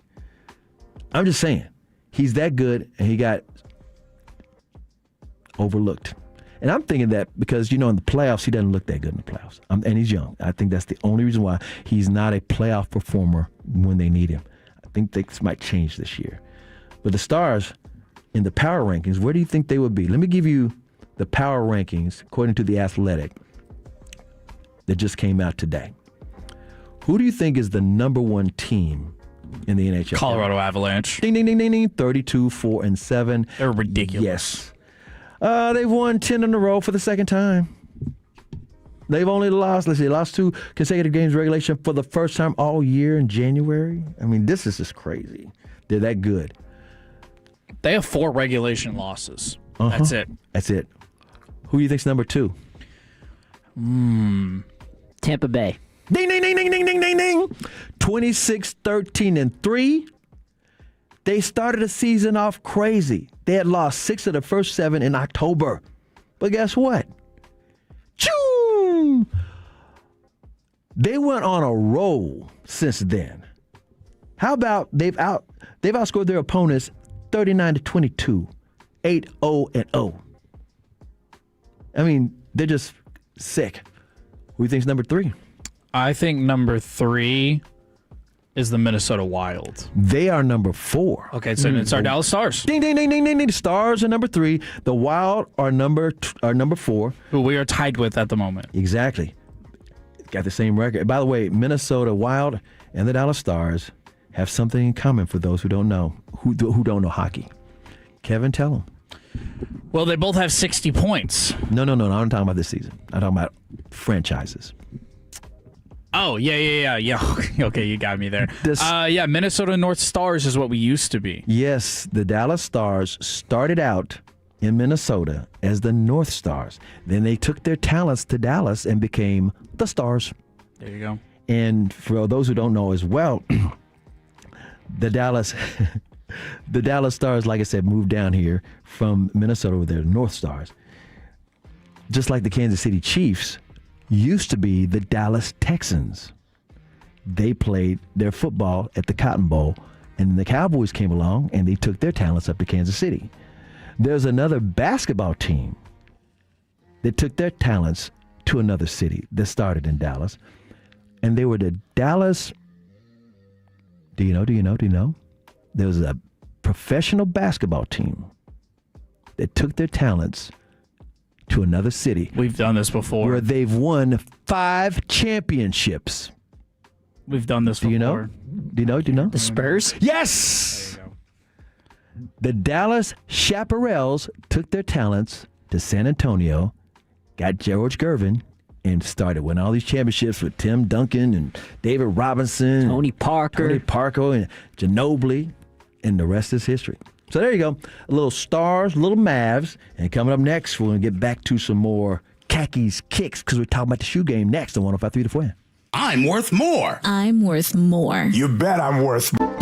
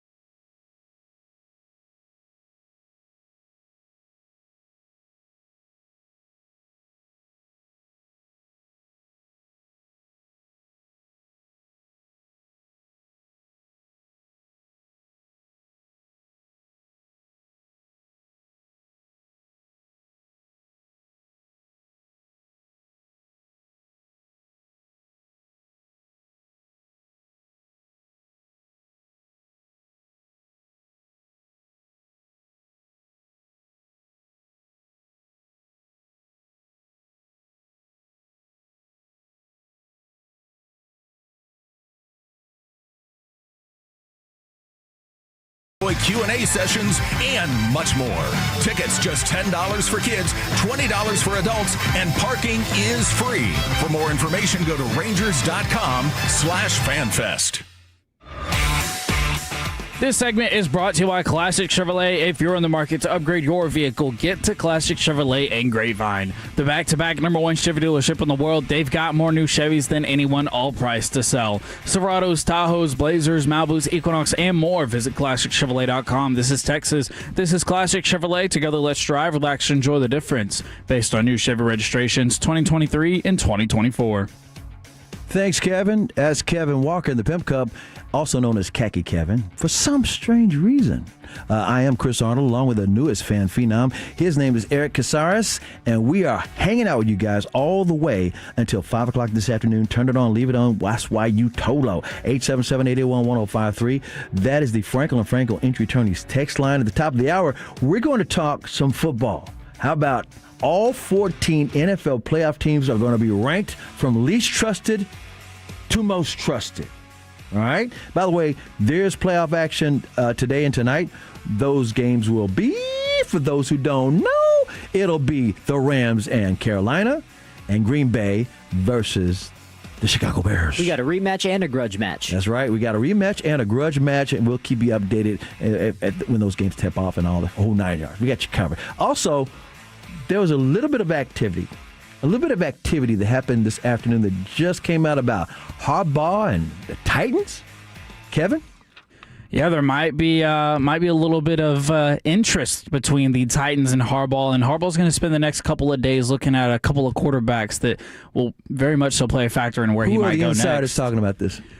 Might be a little bit of a Jackson Dart Cam Ward duel on who John Harbaugh is going to decide to pick, and he's going to take a couple of days to think it over, look at some film. Rossini was on it, and we had Jay Glazer just put out a response saying that, hey, Harbaugh's going to take his time to decide. He's going to take the weekend. He's going to narrow it down to about 3 or 4 teams. Mm-hmm. Pick of the litter. And all Cowboy fans say, please don't go to the Giants. Please don't go to Jackson Dart. Keep your talents in the AFC. You were saying something about, Eric, that you didn't really want to see him go to Tennessee. Why? Well, I mean, it just feels like they've kind of been a dumpster fire the last few years. But I do take it back because Cam Ward's a guy that I like.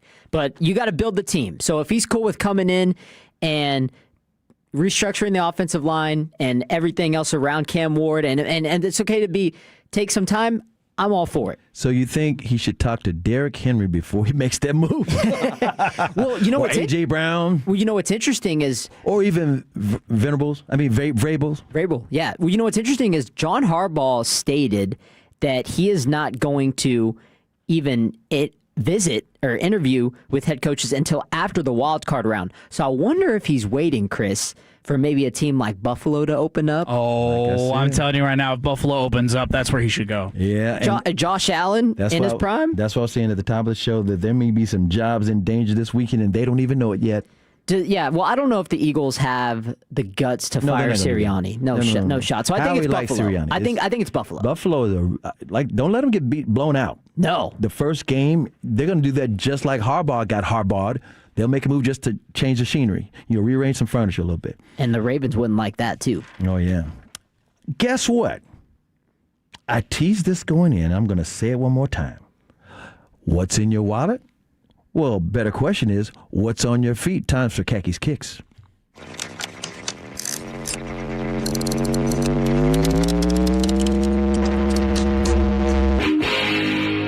The khackiest of the khaki, the one, the only, Mr. Khaki Kevin Walker. Oh, boy, this is so great. Eric, this is your first Khakis Kicks, isn't it? It's my first one. All right, I'm is super fantastic. excited. This is fantastic. I'm pumped about this. I talked about it earlier. We're going to do this. This Khakis Kicks is going to cross into a little college football because, well, today's question of the day for sneakerheads is, what's an embarrassing thing that you could do, or even if you just work in sports, what's an embarrassing thing you could do in a pre- or post-game presser? Anybody got an answer? Not off the top of my head. 877-881-1053. Tolos text in. Well, how about this? We got some audio to play. Dan Lanning, I can't figure out. I think this was post-game. Now, that's an important connection to make here because who Who does Oregon Nike. represent? Yeah, they represent Nike, right? Well, Dan Lanning had an interesting back and forth with a reporter. Listen to this. Talked a lot about the wearing of two hats for Will and Tosh, and for that matter. Just noticed the kicks, by the way. Those are unique. I appreciate it. But they're Adidas, huh? Well. Anyway. Yeah, go ahead. 1 month a year, man. Anyway. Wearing Adidas. Yeah. Yeah, you're going to get called out. That's right. By the way, big money booster in Oregon is Phil Knight. And he is the main guy that invented Nike. And Nike headquarters is in Oregon, for those who don't know. Yeah, if you didn't know. And then, since we're talking about Adidas, this is going to be the first time ever a all Adidas college football championship. Really? Both Between teams? Miami and Indiana. First time ever an all Adidas college football championship. So putting them back on the map, huh? Adidas haters, I'm sorry, you're gonna have to sit this one out because they're taking over right now. Nike's in shambles. Nike is definitely well, Nike's doing okay. Down Let's goes be the empire. They're okay. They're okay. But They're always doing good. I mean, it's time for Adidas to get some love. it's a good year for Adidas because we clown. I know I did. I clowned them for their basketball uniforms and what they've done in the past in the college basketball ranks. We definitely made fun of them last year, and they had some horrific uniforms they put out there. But I will say, I like how they did the Indiana jerseys. I like the little silver patch. All right, so this is Khaki Kicks. We will go around the room, and we'll ask everybody what you got on your feet, what is in your wallet, what is in your feet, or what's on your feet, excuse me. Eric, you're the newcomer, so we'll start with you. Your best description of what you got on your feet. Yeah, so I'm rocking the classic Air Force One. So very basic. Love it. Yeah, I mean, nothing crazy, but hey, I think shoes that are white, they stick out, especially if I'm wearing like pants or sweats. I mean, I think they go well with everything. Okay, love it. CA? I'm going to put on mine tonight. Right now, I'm rocking these Yeezy slides. They're not Yeezy slides no more because he's been banned, but there's slides. There's slides. There's some comfortable slides. Nothing And I wrong think with that. Adidas made those. Kevin, sorry to interrupt, but No, it's all real good. quick, have you ever heard of UFOs? Yeah, I've heard of UFOs. Yeah, so I worked at Bear Creek Running, which is kind of down the street from where I live in Fort Worth. And Kind of like Luke's locker. yeah, it's pretty much like Luke's Locker, but it's just the local Bear Creek. And shout out to Keller, by the way. But they're basically like those Yeezy slides, kind of, but they have their built-in arch support. Yeah. Oh, good. UFOs are really good. Yeah, they're really good for recovery. My back, because I got these 4 herniated discs in the back of my back, lower back. These slides saved my life. There you go. I mean, I can only wear any kind of shoes a little while, but these slides, I can just wear them all day. Your turn, Kev. A little background for you, Eric. I do still have a second job where I sell sneakers at a store called Tyler's, where I sell a lot of running shoes and comfortable economy. shoes. So I am very aware of all different kinds of sneakers. You know when We I don't first just talk met you, you were Jordans wearing here. Tyler's. Do what? You were wearing a Tyler shirt, I think, when I first met you. Yeah, probably. Yeah. All right, over in the Pimp Cup, I went with some Travis Scott Mac Attacks. Just wanted to pop out a little bit for today's Khakis Kicks By edition. the way, back in the day, before my back got injured in that automobile accident on the tollway, I used to wear Hokas before Hokas were cool. Did you? They've Yes, changed them like- up so much now. I just bought my first pair of Hokas the Because I other used day. to run a lot, and so that's why I didn't wear them running, but I would wear them when I wasn't running. That was back in like 2010. From the Oh yeah, they've changed a lot. From the 808, we got some Jordan 6 infrareds on, so good little pair. All right, let's jump into these headlines. I sent y'all a link earlier. SGA, Shai Gilgeous-Alexander, he is partnered with Nike/Converse, mainly a Converse type of shoe. He's been rocking his shoe for the past year or so, and he's just released another colorway. So I wanted to get y'all's opinion on just overall, how has his first sneaker debut, how has it gone in y'all's opinion? It's an interesting sneaker. It's got a zipper on it with some tying ability. Most of his sneakers are all one color. So I wanted to know what y'all thought about those. Is this the ones with the free throw line in front of it? Oh, CA, come on. He had to do it. That matched the statue. Well, they need to get a SGA 001 charity stripe color. That's what they need. Now, Kevin, have you ever tried these before? They look comfy. They do look comfortable. It is a shoe that I want to eventually grab because, in my opinion, they look more like a lifestyle sneaker, and I appreciate when we can make a performance shoe a lifestyle shoe as well. I ask you this because he just came out with another colorway, the Aries Gray. He's named all of his colorways after somebody in his family. So his Aries is his daughter? Yes, his Aries is his daughter. He's got one named after his mom, and so on and so forth. Other than his Xmas pair, his Christmas pair is just winter holiday pair. It's just red with a little hint of green. So I wanted to get y'all's opinion on those SGAs because I think they're a solid sneaker, and for $130, not bad. Yeah, I think the Hell Clay looks really nice. I mean, I'm kind of that peach brownish vibe. Okay. I like that color a lot. So yeah, were you able to pull up that link, or did you have any opinion on these SGAs? I'm looking at them. They kind of look like. I didn't get the link that you sent me because you sent it on the DM. Guess what Twitter has done? They've changed it to a chat. Oh, but no. I'm looking at the shoe. Is this the same shoe right here? I believe so. It looks like one of Kyrie's Antis. It does. Yeah, you know what? It has some similar And looks. I like Kyrie's Antis. Yeah, no, it Klay definitely Thompson has also some. wear Antis. It definitely has some similar looks. Okay, before we get into some more headlines, we're getting some text on the text line, 877-881-1053, the Frankel and Frankel Injury Attorney text line from the 601, rocking 360 Boost with some Butter Blend Stance socks. I love it whenever you text in socks. That sounds weird out of context. I like Stance socks. I have a good collection of Stance socks. They're my personal favorite socks. 940 white and black On Cloud Cloud Monster 2s. Those are really comfortable. Those are a thick cushioned shoe. Yeah. Very popular. Rugged Shark tennis shoes from the 940. Hoka in all caps from the 214. Okay, I want to get y'all's quick opinion on this. Winona Kicks is a guy I follow on Instagram. He also has a YouTube account. He's a sneaker influencer. And he did this thing called graded sneakers. So you've heard of, you got your playing cards, you've got all kinds of different cards, Pokemon, you name it. You can send them in, you can get them graded 1 out of 10. They grade shoes? Graded shoes. So you send them away to this company, and you get your shoes graded on a scale of 1 to 10 to determine their value. Your thoughts on graded sneakers? I personally don't like it. I am team wear your sneakers. Buy your sneakers, wear your sneakers. But some people want to get their shoes graded, I guess. What's this guy's name? Winona Kicks. I was just going to say, if you got the shoes, if you grade them, you never wear them. Exactly. Now, I understand professional basketball players, some of those guys only wear shoes one time. Yeah. One game and they get some more, and they just go through shoes. I can't imagine average Joe not wearing some shoes. I can understand saving them for special occasions.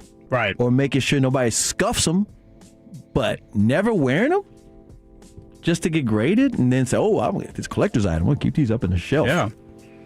I'm not down for that. No, yeah, I like I said, I'm team wear your sneakers always. Don't let them sit and get all dusty. Plus, if you let them sit in the box, that's actually the best formula for your sneakers to crack and break. The 817 has a question for you, Khaki. He says, hot take, are those John Morant's becoming the new Jordans? Great question from the 817. Though his play on the court has not equaled, John Morant threes are fire, and all the colorways have been fantastic. He just announced that they're going to be doing a 3-pack of they're doing a Jaw 3 Jurassic Park collab, and the colorways are crazy because of the rugged look on them and the grip on the bottom of the sneakers. It's really, really good. I really like the Jaw 3s. I want to get a pair myself. He's released a million different colorways, which I think it's great when you can release a ton of different colorways and different collabs with the sneaker. I think it builds the popularity of it. Terry from Aubrey says those OFOs are like Crocs on steroids. I'm rocking OFO slides. There you go.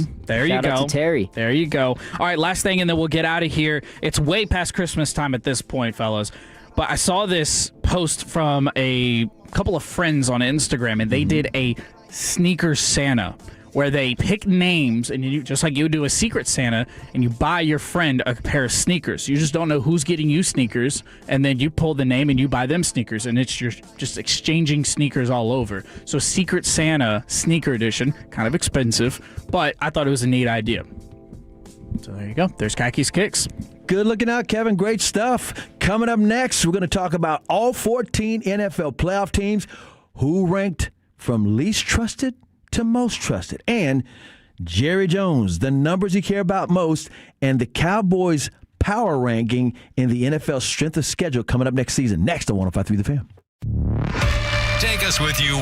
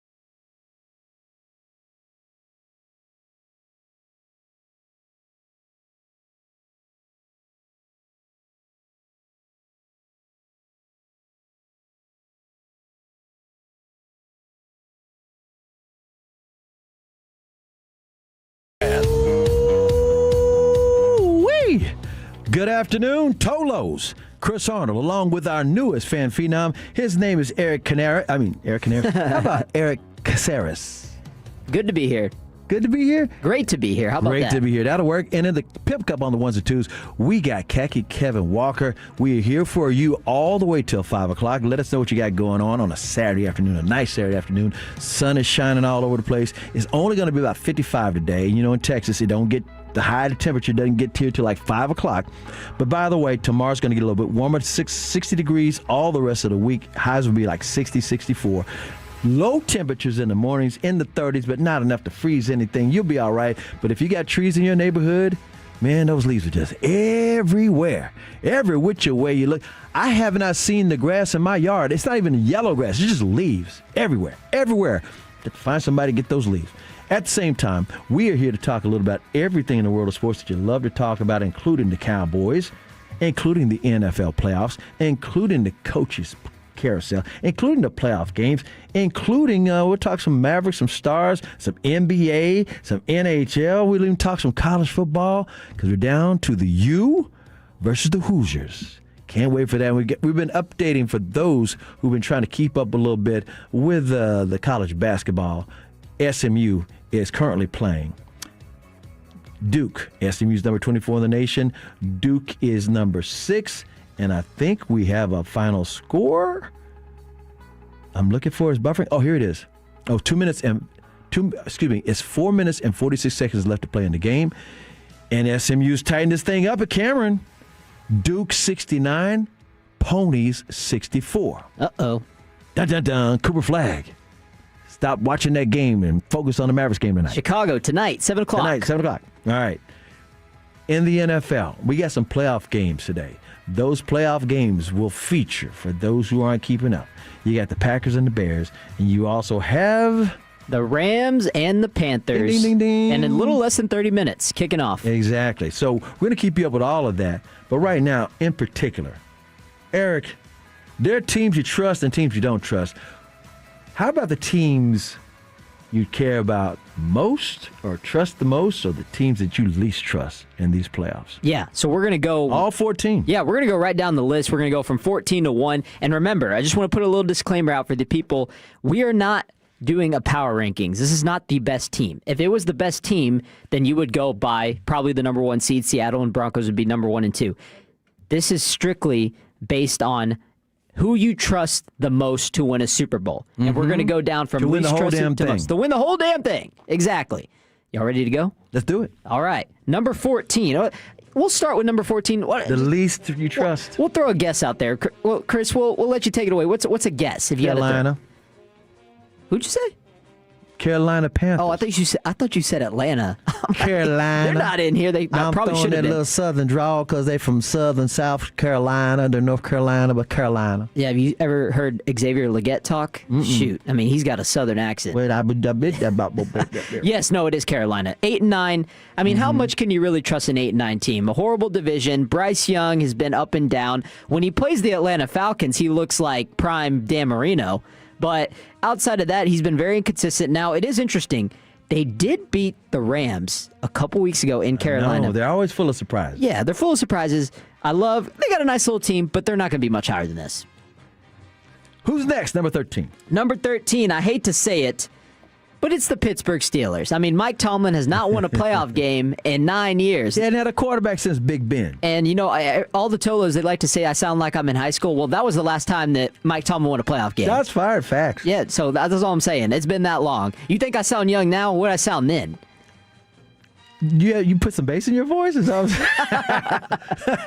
hear what you're saying. You sound like Michael Jackson back when you were in high school? Yeah. Well, put it like this. As far as the Pittsburgh Steelers are concerned, I would love to see the Steelers win, not because I have any faith in Aaron Rodgers whatsoever, but I don't love the Texans. Don't get me wrong. They're from Houston. And it's not that Houston's a bad place. It's just the rival for Texas, for Dallas, right? Texans are a nice, solid team. Pittsburgh, if they win that game, I don't know if they go any further.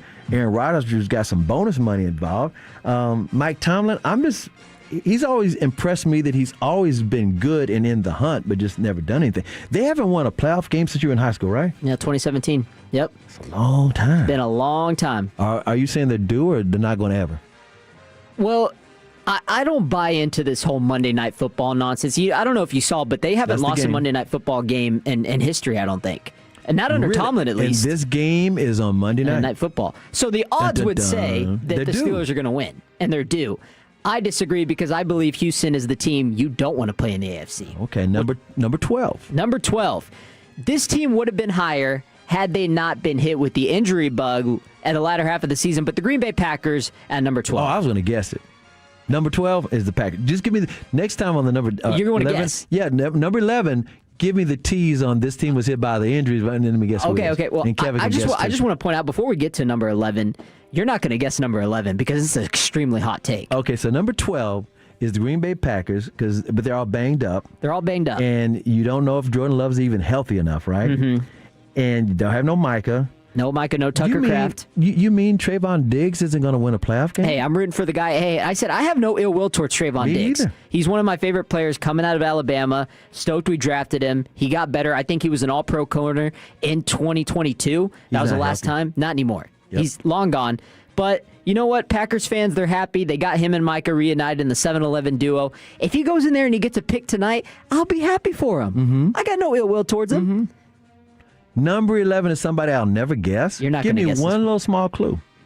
Do they deserve to be 11? Probably not, right? I'm probably being a little harsh on him, but it's you'll see what I'm saying here when I explain Give us it. one. Okay, I'll give you a hint. AFC or NFC? They're an AFC team that hasn't been battle tested. That's all I'm going to say. New England. New England. What do you think, Kevin? When you say battle tested, it's New England. I don't hate it, but I wouldn't drop them that low. Here's the deal. If anything, hotter take, I'd have Broncos there. Really? Well, I think Broncos have been more battle tested. We'll get to them in a second. But here's the deal with the New England Patriots. Easiest schedule of all time. They have not been battle tested, and it's not their fault. You know, it's the schedule. It is what it is. It is what it is. You can only play who's in front of you. Mm-hmm. So there's no again. I'm not going to knock them for that. That's not the reason. That's not really a part of the reason why I'm knocking them. But Drake May's a dog. I think he'd be my vote for MVP. May. I love the dude. Yep. I think he's going to ball out against the Chargers Sunday Night Football, I believe, tomorrow night. Yep. And I think it's going to be a good game. But they feel like a team where they feel like they might be a year or two away. I could see them losing a tough game against the Chargers. Mm-hmm. Drake May balls out, and you think, oh, man, that team, they're going to be hungry next year. They're going to come out next year, and they're going to make an AFC Championship appearance. Number 10, give us a clue. It's a team that I believe is going to beat them. So you know who that is. Chargers. Yeah, Chargers. I don't really have much of a hint after that, but that's the only reason. Look, I believe that's going to be my upset for we'll fill out our playoff brackets later in the show, but that's going to be my upset of the week. The Chargers are going to beat the Patriots. There are two players for the Chargers that I've always been high on since their college days, and then they turned out playing for the Chargers. And that would be Justin Herbert. Okay. Because before he was drafted, everybody like, why is he staying in school? Something must be wrong with him. He won't leave early. And I'm like, no, nothing's wrong with him. He's good. I think his brother was his tight end, and he stayed another year. And the other one, Dicker the kicker.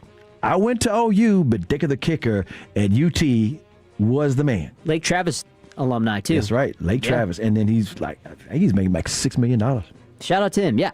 No, top-tier defense, Harbaugh year 2, as opposed to year Cameron 1. Dicker, by the way, Herbert is due for a playoff win. Mm-hmm. I agree. Number 9. All right. Hint. I'll give you a hint. They're a young team that's on the come-up. Jacksonville. No, good guess. NFC. NFC. Go ahead, Kevin. You thinking? NFC young team on the rise. Thinking. Got to be the Bears. It's the Bears. Yeah, there you go. Yeah, it's Chicago. Ben Johnson is later tonight. Yeah, he's completely changed the culture in year 1. And here's the deal. At number 9, it might feel like it's a little high, but I am trusting them to beat Green Bay tonight. By the way, I'm going to give them this. I think they can beat Green Bay, and they should. But they could also lose to Green Bay. They could, yeah. They split there in this regular season. Yeah. But here's what's so wild. When Aaron Rodgers was quarterback in Green Bay, he was undefeated against the Bears. He ain't there no more. He ain't been there in a while. So anything can happen. Yeah, no, absolutely. Anything can happen. And Caleb Williams continues to get better every single week. And I just think he's going to seize the opportunity. This team has NFC Championship potential. They've always had the talent. They just never could get it done. And it's not a fluke. It's No, not a fluke. They're going to be around for a while, so I have Chicago at 9. Yeah, Chicago's always had the talent. When Will Chambers was talking about the Bears for years, we were always talking about they had all this cap space, and they only needed a couple of pieces here and there, and then they were never really happy with whoever the coach was. But they've always had the talent. Caleb Williams is real deal. I've always thought he was great back when he was playing at OU. When he won the Heisman at USC, I don't blame him. I don't blame him for taking his talents for Lincoln Riley out to L.A. Do you know how they closed that deal in L.A.? Lincoln Riley took him to a Lakers game, had him sitting front row. That was all it took. All it shoot. L.A. is not Norman, Oklahoma. Go ahead. Number 8. Number 8, another NFC team. They played Chicago a couple weeks ago, and it was an absolute banger of a game. Kevin, any thoughts? I'm going with the Eagles. Who was it again? Give me the layout. They played Chicago a couple weeks ago. It was an absolute banger of a game, one of the best games of the year. Yeah, I'd probably say the Eagles. It was the San Francisco 49ers. Oh, yeah. That was another one. Yeah, so it was a shootout. Both teams couldn't stop each other. And that's the reason I put these two right next to each other. I don't think either defense is good enough to win a Super Bowl this year. Now, offensively, really good. Kyle Shanahan. I mean, I don't think it's ridiculous to say that the San Francisco 49ers, despite all the injuries, might be the best staff in the league. I agree, and I've never been a Kyle Shanahan fan, but seeing what they did this year, let me tell you why I'm not a Kyle Shanahan fan. He is the one that cost Atlanta the Super Bowl. He's the reason Julio and Matt Ryan don't have a ring. Exactly. By the way, Matt Ryan has been named team president of the Atlanta Falcons. That came out today. But, yeah, Kyle Shanahan, it was Dan Quinn, the head coach, but he was sticking with the defense and letting Shanahan cook. Shanahan kept throwing the ball. And the run game was working. And then he did it again when he had the 49ers in the Super Bowl when he kept saying, Jimmy G, cook. Jimmy G, throw the ball. You didn't have to. Yeah, and I don't know if you saw, but I think going into the fourth quarter, Kyle Shanahan has only won like one game in his whole career. Like, he can't play from behind. I do not doubt it. Again, this year, he's done amazing things with a banged up team. Yeah, no doubt about it. And Brock Purdy's been playing really good. Number 7? Six. Number 6. 6, 7? Sorry, I had to throw it in there. We left that at 2025. I'm sorry, Eric. Kev. One time, just one time. Give me one pass. Okay. No, we are number 7, though. Number 7. Okay. The Philadelphia 6, Eagles. 7. Philadelphia Eagles. Okay. Sorry, I spoiled it for you. I was thinking them 8, and I have no problem with that because they're not going to repeat, and to me, they're lucky to be where they are. Yeah. Either you love this spot or you hate it because there's arguments for both sides. You can either say, Eric, this is too low because they're defending Super Bowl champions. Yeah, defending Super Bowl champions. Or you could say, Eric, this is too high because of how atrocious that offense has looked all season. But I think given everything, how the season is transpired, I think putting them right in the mid-pack is fair. And if you're doing the math right now, there's only 2 NFC teams I have ahead of them, and I think they've clearly been better than them all season. So it's fair. It's very fair. Number 6. Number 6. I think all these, I want to say, these next 3 are all interchangeable. So from 6 to 4, you could argue that they could be one over the other. So I'm going to go ahead and throw in Jacksonville. Jacksonville's at number 6. There you go. All right. I love the fact that Duval County making some noise, and I'm really happy for Jordan Lewis. I just don't trust Sunshine, a.k.a. Fabio. Remember, I told Fabio. you my mom was calling him that. Well, for women who like those romantic novels, he does look like Fabio. He also looks like Jar Jar Binks. We're talking about the quarterback, Trevor Lawrence. Even though he's hot and he's doing really, really well, I've seen this before. And again, I don't hate the guy. I just don't trust him. Yeah, There's they've been hot, and ever since they traded for Jacoby Myers, which was one of the more underrated trade deadline acquisitions, their offense is completely taken off. Because it was at the beginning of the season, it was all about Brian Thomas Jr. can't figure it out with Trevor Lawrence. You know, he was a Mac Jones merchant when they had him last year. But then once they got Jacoby Myers, Parker Washington stepped up. Everything fell into place. And everything fell into place. Okay, number 5 on your list, and you say they're all interchangeable. All interchangeable. Let me guess, AFC or NFC? AFC. All these next 2 are AFC, all interchangeable with the Jags. Gotta be Houston. Houston, number 5. There you go. You're gonna nail it. You got this, man. You already got the rundown, man. You already Even got the it. blind squirrelers. I favor them slightly. I favored them slightly over Jacksonville because of that defense. It's scary, defense man. is real. You don't want. They're a problem for anybody. They're a problem for anybody, and they don't have a run game though. That's fair. And let me explain this. And their offense. You cannot go through the playoffs without a legitimate run game because guess what? That makes you one-dimensional, and all the defenses in the playoffs do is tee off on your quarterback. Somebody got to check on Joe Mixon. I don't even know if he's still alive. He didn't even come back this season. That's crazy. Former OU, former Bengal. Yeah. Interesting. So number 4. You got this, man. I mean, if you already got Houston, Jacksonville, remember, interchangeable, and I'll give you a hint. Buffalo. No, not Buffalo, but Kev mentioned them earlier. He thought the Patriots should have been in place for that team. Who did you say? Said the Broncos. The Denver Broncos at number 4. I'm forgetting the Broncos for some reason. Yep. And look. Why am I not thinking about the Broncos? Because they're not playing this weekend. Yep, they got to buy. No, and that matters. That matters going into the playoffs. You know what else matters in the playoffs? Being 11-2 in one-score games. If you can win one-score games, you can beat anybody. And their home field advantage, because I think they've lost one game up there in the last 2 years. Yep, and it was to Jacksonville. Uh-huh. So, and look, that's assuming that Jacksonville, they got to get through Buffalo, which is no easy task. Right. So that's all I'm saying. All right, so you've got Buffalo next, although I want Buffalo to win a Super Bowl. I don't have Buffalo next. Oh, my I have an goodness. NFC team next. There's 2 to go. So you got a 50-50 shot here. Who is it? NFC. You strike me as a guy that Rams. would put the Seahawks at 2 and Rams at 1. Okay, well, you mean 3. Oh, you mean 3? Yeah. Yeah, 3. So I would say probably Seahawks then. And you're right on the money. You're right on the money. I have the Seahawks at number 3. And I'm giving them number 2. fair enough. And if it was power rankings, they're number 1. They're number 1. 13-3. And I'll explain why I trust these next 2 teams ahead of them. But Seattle, look, they have a top 5 defense in almost every metric you can name of. Scoring defense, they're number 1. Point differential, they're number 1. Run defense, they're up there. So you know, they've been phenomenal all season. If you were watching that game last week to capture the number 1 seed, Sam Darnold made big throws under pressure. So he's proven that he can play in that environment. Right. But Tank, Lawrence, those other guys flying around the field. Is for real. Aiden Dirty's got him. He got him playing. He got him cooking. Yeah, Devin Witherspoon. They got guys that fly. So number 2 is either the Rams or Buffalo, and I think the Buffalo Bills are going to win the Super Bowl. So I'm going to say the Rams are number 2. Okay, well, Kev was right. He said I striked him as a guy that would put Seattle at 3 and the Rams at 1, and he is absolutely correct. Ding, ding, ding, ding. My Super Bowl pick is Bills and Rams. So by default, I have to double down and put those as the 2 most trusted teams. And here's the thing with Buffalo. Are they the best team in the AFC right now? No. Are they flawed? Absolutely. Run defense has not been good. Honestly, the whole roster around Josh Allen hasn't been good enough. Their wide receivers cannot get separation, but here's the deal. Josh Allen, outside of Aaron Rodgers, which we know they're not going to do anything, Right. is the most experienced quarterback in this tournament. All these other quarterbacks, first year in the playoffs, second year in the playoffs, they haven't proven themselves. Josh Allen has. And his biggest kryptonite, Patrick Mahomes, Is gone. it's gone. And even Lamar Jackson is out of there. And even, let's throw in one more name. It's always that plateau of the top 5 quarterbacks. Even Joe Burrow's gone. So he's got no excuses. He's got no excuse. Which is why the coach might get his head chopped off. That's absolutely. And look, all I'm saying is if you're guaranteeing me that there's no Mahomes and Josh Allen's going through the playoffs, I'm taking him against anybody.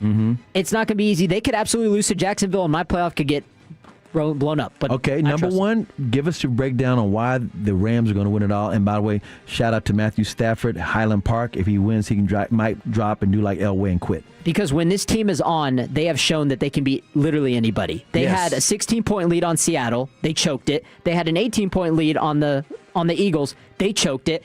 They blew out the 49ers in the second matchup. They also choked the first matchup. So when this team is clicking on all cylinders and Matthew Stafford plays at his best, this team can beat anybody. Love it. I love the teams you trust the most and teams you trust the least. Coming up next, though, we're going to keep it with the NFL, bring it closer to home. The Cowboys stats Jerry Jones loves the most and where the Cowboys rank on strength of schedule of the entire NFL on the schedule for next season. Coming up next on 105.3 The Fan. Our goal is to have you winning every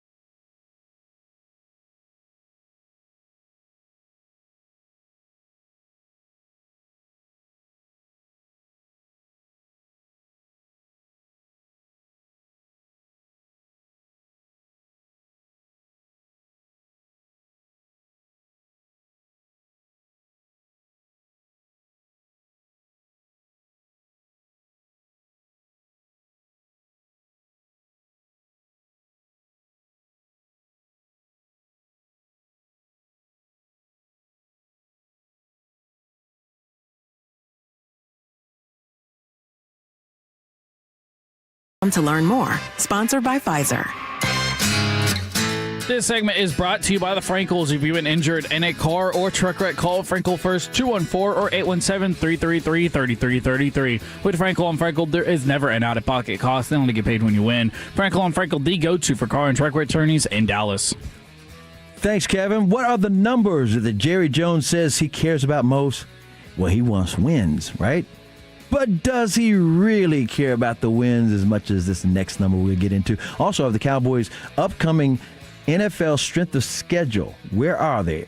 Out of all the teams in next season's schedule, good news or bad news? That's coming up in this segment. And right after that, CA Stories, the Michael Jordan story.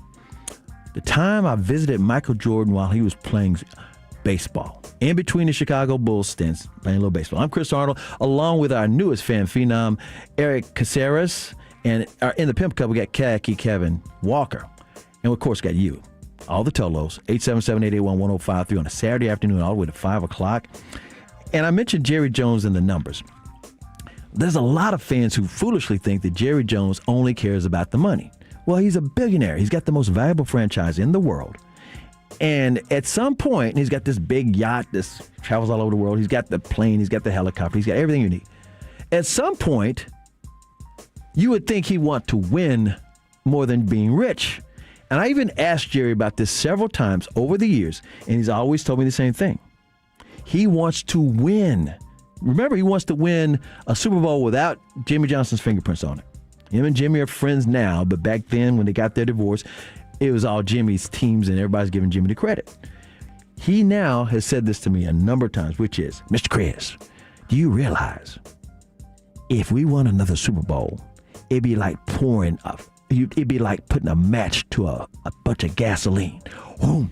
He's, I've been there before. And he's right, because the Cowboys sucked when he bought the team, and they got worse the first year, Jimmy Johnson, and then they won it all, and it's through the roof, the most valuable franchise in the world. Well, here are some numbers he really does care about. His only fear is if the Cowboys become irrelevant.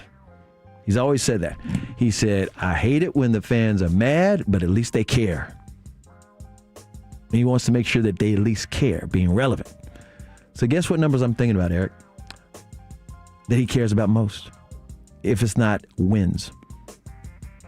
Ticket sales? How about ratings? Which means billions of dollars. The NFL $117 billion deal along with the streaming services a few years ago. All right? Cowboys are the most valuable franchise in the world. And even though they don't make the playoffs or hadn't won a Super Bowl in 30 years, guess what are the top Cowboy games in 2025 by viewership? In other words, the millions of viewers, not millions of dollars, millions of viewers. This is easy. Go ahead. This has got to be Cowboys and Chiefs on Thanksgiving. That was number one, 57.23 million viewers. The number one, the most watched regular season game in NFL history. Number two, can you give me that one? I'm going to say, if I can jump in here, I'm thinking Christmas Day game? No, that is actually number three. When they played Washington, so both teams had nothing to lose, but the Washington game on Christmas, Cowboys-Washington, 27.5 million. Wow. There's a game that beat that, number two.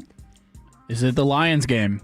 No. I have a guess. Go ahead, Eric. And I was going to stay in that division. Is it the Packers on Sunday night, Micah's return? Ding, ding, ding, ding, ding, ding. There you go. You're wrong. Oh. It's number 4. How could you? But it made the list. Number 4, okay. That Packers-Cowboys game, the Micah game, 26.9 million. So let me give you these numbers real quick again. Chiefs-Cowboys, 57.23 million. That's the most in regular season game in NFL history. It's almost like Super Bowl numbers. Of course, the Chiefs always get big numbers, and so do the Cowboys. We mentioned Cowboys-Washington on Christmas, 27.5 million, which was a big number. It wasn't the biggest number of the day. The Detroit Lions and Vikings got the biggest number on Christmas. And you mentioned the Packers and the Cowboys at AT&T Stadium, 26.9 million. There's a game that had 28.3 million, which came in number 3. It was also a Sunday night football game. And I'll give you a hint. It was a rain delay that happened. Oh, opening night. Yeah. Season opener. I should have known that. It's the Eagles. Eagles, Cowboys, 28.3 million viewers. So those are the numbers Jerry cares about if they don't get the number of wins. He can take a sip of Johnny Walker Blue and say, we're still relevant. Moral victories. Moral victories that Cowboy fans can't stand. But again, I'm telling you, Jerry is a wildcatter in his heart, but he's got a committee. He's got a bunch of people he listens to, and they always talk him into not throwing money at stuff or not making a big move, not being a big gambler like he used to be. Unlike the documentary that came out, because that was the 90s when he was doing all that, the gambler, that kind of stuff. All right, moving right along. We have the date. We don't have the dates, but we have the games that the Cowboys will be playing this upcoming schedule. And I'm going to ask you guys, how tough is this schedule when I give you these? The home games, of course, will be the Eagles, Giants, and Commanders, home and away. That's the division. Then at home, you get Kyler Murray and the Cardinals. Kyler has never lost at AT&T Stadium. Might not be Kyler Murray. It might not be Kyler Murray. He could be traded. You never know. San Francisco 49ers coming to town. It's the return of Jordan Lewis and the Jacksonville Jaguars. Tennessee Titans will be here. Will Harbaugh be the coach? Baltimore Ravens will be in town. Lamar Jackson, and who will be his coach? Tampa Bay Buccaneers, Baker Mayfield returns. Those are the home games. The away games will be Washington, Philadelphia, and the Giants, of course. They go to see Micah and Trayvon in Green Bay. They go to Seattle to see Tank Lawrence. I'm naming all these defensive guys the Cowboys had just a year ago. Tank Lawrence, Jordan Lewis. I wonder when that game will be. Micah Parsons. Well, Mike could be back by then. We don't know because they haven't scheduled it yet. We don't have the dates yet. The Seattle Seahawks I mentioned. The Rams. Will Matthew Stafford be still on the roster? Will he be retired? Will he have a Super Bowl? The Colts, Philip Rivers will probably be retired. And those Houston Texans, they're going to be in Houston to take on the Texans. So keep those games in mind. And on the strength of the schedule, where do you think out of all 32 teams, because they've already ranked the strength of schedule, not knowing when these games are going to be played, and, by the way, there will be one game. Jerry thinks one of those games will be in Mexico. Yeah. Okay. I don't know which. Knowing Jerry's going to call it a home game, so consider that. Well, no, Jerry will probably make the Cowboys the road team so he can keep all 8 or 9 of the Cowboys. What if they would play the Colts in an international game? I don't know why I just picked that randomly. Colts, I feel like, play a lot of international games. Yeah, but or Jacksonville. Jacksonville. I mean, they stay over there. But Jacksonville stays in London, but this is going to be in Mexico City. Okay, yeah. Or somewhere in Mexico. That'll be interesting. By the way, there's a game going to be played in Rio de Janeiro this coming year. And I'm only bringing that up because I was fortunate enough. I took my wife and kids to Rio and took them to Sao Paulo last summer. We went to a soccer game at the stadium in Rio de Janeiro, so I'm familiar with that facility. Cowboys aren't going, though. So where do you think out of 1 through 32, the Cowboys' strength of schedule would land? I think they're probably close to smack dab in the middle. Give me a number. Because when I hear that, the home schedule doesn't sound that bad. The away schedule sounds very daunting. Mm-hmm. I'm going to say 14th hardest schedule. What's your guess, Eric? I'll say 13. Why not? Both of you are too high. Lower. Yeah, that makes a lot of sense. Give you another guess. Kevin. Lower as in harder? No. Or easier? Easier. Oh, okay. In other words, the hardest is number 1. All right, Eric, I'll let you go first. We'll go 18, my favorite number. I was going to go 20th. Ding, ding, ding, ding, ding. It is 20. Nice. They have the 20th toughest schedule in the NFL. Who do you think's number 1? I'll give you a clue. They're playing in the playoffs today. Chicago. Ding, ding, ding, ding, ding. Yeah, that was a shot in the dark. 1. Nice. The number 2 strength of schedule, your hint is Troy Aikman is helping pick the new... Yeah, the Dolphins, right? Yeah, the new coach. They better get their quarterback situation figured out. They got a rough schedule. I saw that one. That was rough. Number 3, you mentioned a very injury-plagued team for the playoffs. Well, there's a couple Packers. of them. The Packers. That's number 3. So the number 1 is the Bears. Number 2, the Dolphins. Number 3, the Packers. I'm going to give you tied for 3. Is a team that Kyler Murray might not be playing for anymore. Yeah, the Cardinals. Oh, that's not good for the Cardinals. That's not what they need. The number 5 toughest schedule. Give us a hint. They have the best quarterback in the league. Josh Allen, Bills? He's not the best quarterback in the league. See, I knew that was going to get controversial. Who do you think's better than Josh Allen? Patrick Mahomes. Look at his body of work. Oh, okay. I'm not talking about this season. I'm talking about in the league. Yeah, fair enough. Well, even Josh Allen this season is probably not the best quarterback in the league. Yeah, so Patrick Mahomes, number 5. Okay, the bottom 5. Are you ready for this? Who's got the easiest schedule? I'll give you a hint. Hope none of them are in the playoffs. No, they're not in the playoffs. All right. This is the easiest schedule. And here's the hint. If you're a Tolo, then you know that Blake Elliott went to school with him and Arlington Martin. Oh, it's the Browns. Ding, ding, ding, ding, ding. Myles Garrett. Wow, nice the pull. leader of sacks of all time. That's his team. The second easiest schedule belongs to former Cowboys offensive coordinator who won a Super Bowl. New Orleans Saints. Ding, ding, ding, ding. That would be Kellen Moore, yes. Nice. Number 30. One of my favorite quarterbacks in the NFL. He's always hurt. His defense sucks. It's the Bengals. Yes. Joe Burrow is one of my favorite quarterbacks. He's Joe Cool. I used to say he looked like Kevin from Home Alone. He does kind of look kind of does. Macaulay Culkin. The number 4 easiest schedule belongs to the team that used to have the oldest quarterback in the league, who's got a grandchild and 12 kids. Oh, Indianapolis? Yeah, Yes. Indianapolis. Okay. Phillip Nice. Rivers. Do you know he's got like 7 daughters? 7 daughters. Yeah, I he's, thought he had And like we're talking about 9 one kids. wife. We're talking about one wife. yeah, he's That pretty poor split down woman. the middle. Doesn't he have like 9 kids total? Got 12. Yeah, he's got 12. He's got 12 and, Oh, shoot, I was and a wrong, yeah. granddaughter. Wow. The 5th easiest schedule. All right, I'm sorry, I already did that. The 6th easiest. I'm going to stop at the 6th. It's the other team in the state. Houston Texans? Yes. So there you have it. The Cowboys are number 20. The Texans are number 27. And again, He has 10 kids. 10? 10 I kids. thought it was 12. 10? I was adding the His grand- oldest is 23. Is You're that right. the one he was coaching in high school? Or he was coaching one in high school, right? Well, his eldest is his daughter, Yeah, and Hallie, she's- Hallie, I think. And she's got the grandkid. And the other thing I should have known that because I know he's got 7 daughters and 3 sons. That is 10, not 12. And then Gunner is the one who's the 5-star. Real quick, the Rams and Panthers just kick off first, or I guess one of the first plays of the game. Matthew Stafford hits his boy Puka Nacua for a big first down. Look out, that'll work. We'll come back, and when we come back, we're going to talk about Michael Jordan and this encounter I had with him at his baseball game back in the day. Next on 105.3 The Game. Dallas, Texas. TNA Wrestling returns with 2 epic nights of total nonstop action.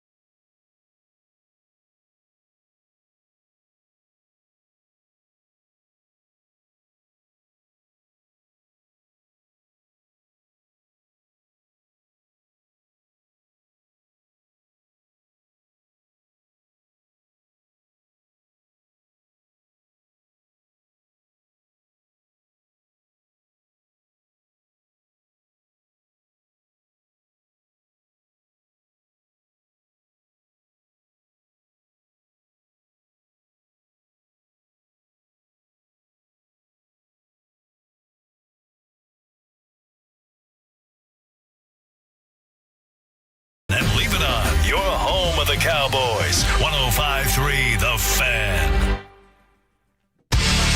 This segment is brought to you by Classic Chevrolet. If you're in the market to upgrade your vehicle, get to Classic Chevrolet in Grapevine. The back-to-back #1 Chevy dealership in the world. They've got more new Chevys than anyone, all priced to sell. Silverados, Tahoes, Blazers, Malibus, Equinox, and more. Visit ClassicChevrolet.com. This is Texas. This is Classic Chevrolet. Together, let's drive, relax, and enjoy the difference. Based on new Chevy registrations 2023 and 2024. Thanks, Khaki Kevin Walker in the Pimp Cup, holding things down all the way to 5 o'clock. I'm Chris Arnold, along with our newest fan phenom. He is Eric Casares. And Eric, before I stroll into some CA Stories Confidential, and by the way, at the top of the hour, we're going to get into the NFL playoff bracket. Khaki Kev's got a playoff bracket, and we're going to break down our predictions, the whole 9 yards, and we'll also get an update on these coaches, possible coordinators, possible head coaches, whose head's going to get chopped off this weekend. We got an update. We got a correspondent we're going to hear from and be an NFL insider. But I want to go to the Tolos on the text. The Franklin & Franklin Injury Attorneys text line is 877-881-1053. 214 says, congratulations, Eric. What up, CA? Great show. Tolo Tim Allen here. He's predicting the Rams versus the Bills in the Super Bowl. Isn't that what you picked? Yep, he's cooking. And we got another total from the 817 says, Eric, because we talked about how you're a cross-country guy, right? And you run at least 80 miles a week. Yes, sir. And you broke some records at OU and down to Texas A&M, or some school records or whatnot. And you also run 5Ks and all those things, all right?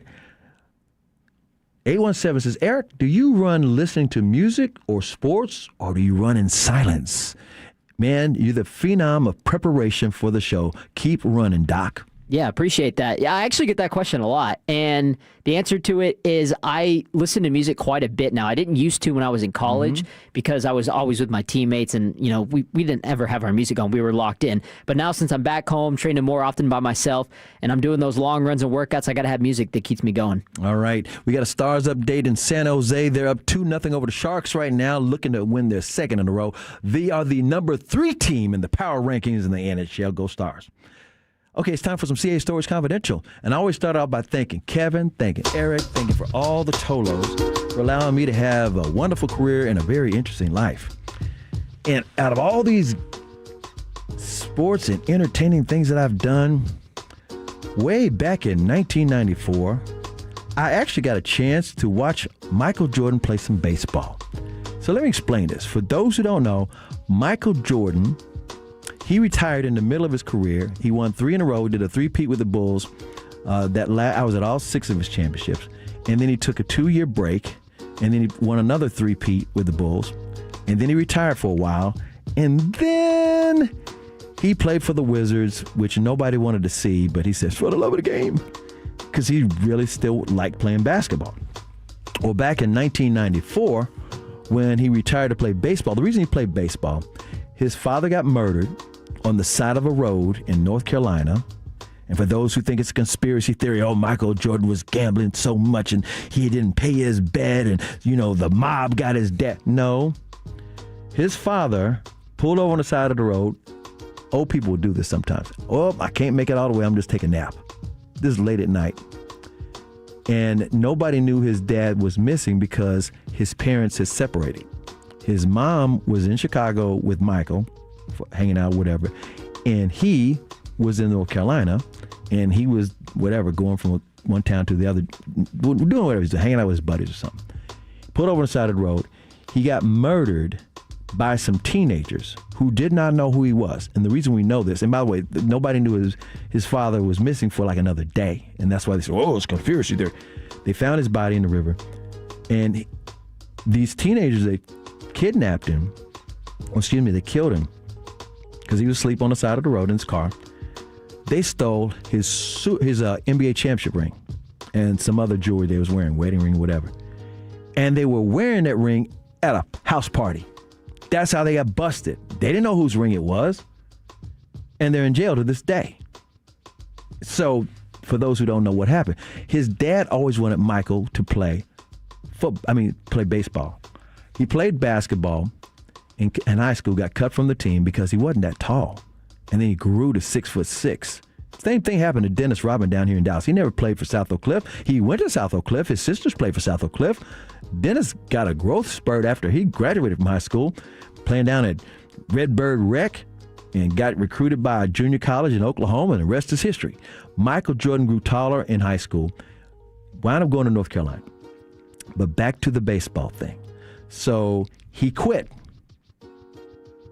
and he started playing baseball for the Chicago White Sox minor league team, the Birmingham Barons.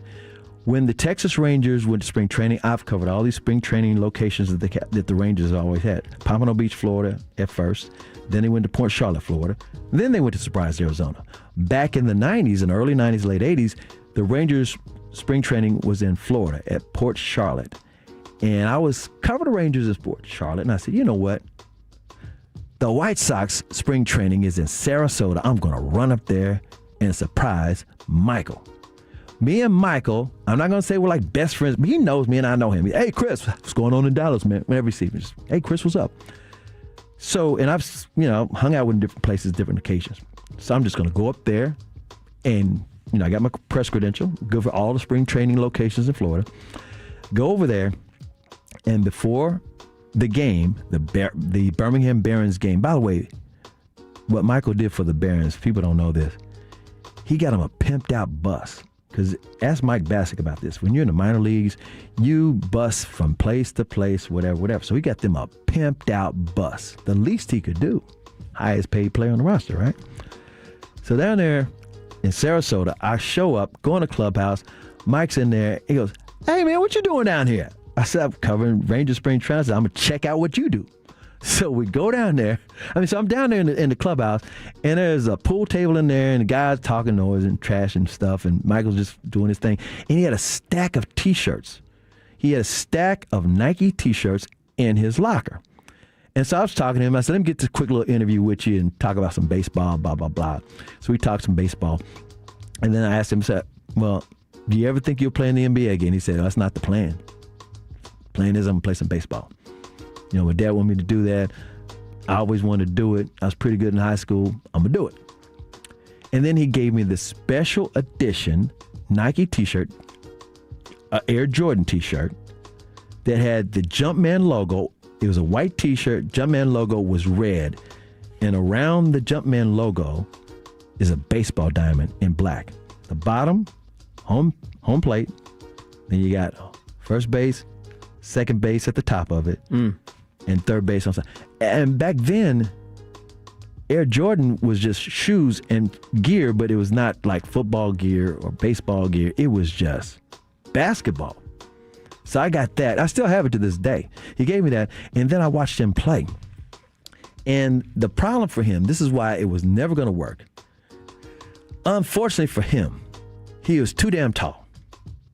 His strike zone was ridiculous. You could easily strike him out. He was great in the outfield. He could run down flies. He can do all that stuff. But he was just too damn tall. So when he played baseball in the minor leagues for the Birmingham Barons, he wound up batting. You want to take a guess? It wasn't his weight. Oh, so it was in the ones. He's 6'6". He's weighing probably about 220 or something. Come on. Well, you said it wasn't his weight, though. I know. It was less than his weight. 185. No, it was more than that. He was at the Mendoza line. The Mendoza line is 200, and he batted 202, 3 home runs, 30 stolen bases, and 127 games. Okay? 127 games. And by the way, a lot of people don't even know. They've heard of the term the Mendoza line, but they don't know who Mario Mendoza is or was. He's still alive, as far as I know. I actually covered him. He played for the Rangers. This is how old I am. Back in the early 1980s, he played shortstop for the Texas Rangers. And that's all he could do. Every year of his career, he batted exactly 200. That's why they call it the Mendoza line. So anyway, that's your Michael Jordan story. Little CA Stories Confidential. And do I have time to tell? Yeah, I'm going to tell this quick one. It's a part 2. Before he retired, how come I got tricked into a blind date with his sister, Rosalind? This is the craziest thing. I'm covering the NBA Finals. They have some days off in Chicago in between because, the finals aren't every single night, right? So you got some days off in between. This friend of mine, her name is Leah Wilcox. She worked in the NBA headquarters in New York. And Leah, she's like a player personnel coordinator. And she knew Michael Jordan very, very well. Michael's family's in Chicago watching the games. His sister, Rosalind, was there. And for some reason, Rosalind saw me, this before I was married, thought I was cool. How come Leah had us go to a movie, not a premiere, just a movie, in the middle of an afternoon in Chicago? But we were the only ones there. And she had me sit in the middle of those two. And I'm like, I was not interested. And people say, how come you wouldn't be interested? That's Michael Jordan's sister. Because she looks like Michael Jordan with a weave. I'm just saying. Had that beautiful smile, but the face was Michael. It was Michael. There was no way I was interested. And that's your CA Stories Confidential. Coming up next, we go back to the NFL playoffs. We got some brackets and our predictions next on 105.3 The Fan. When your friends say, hey,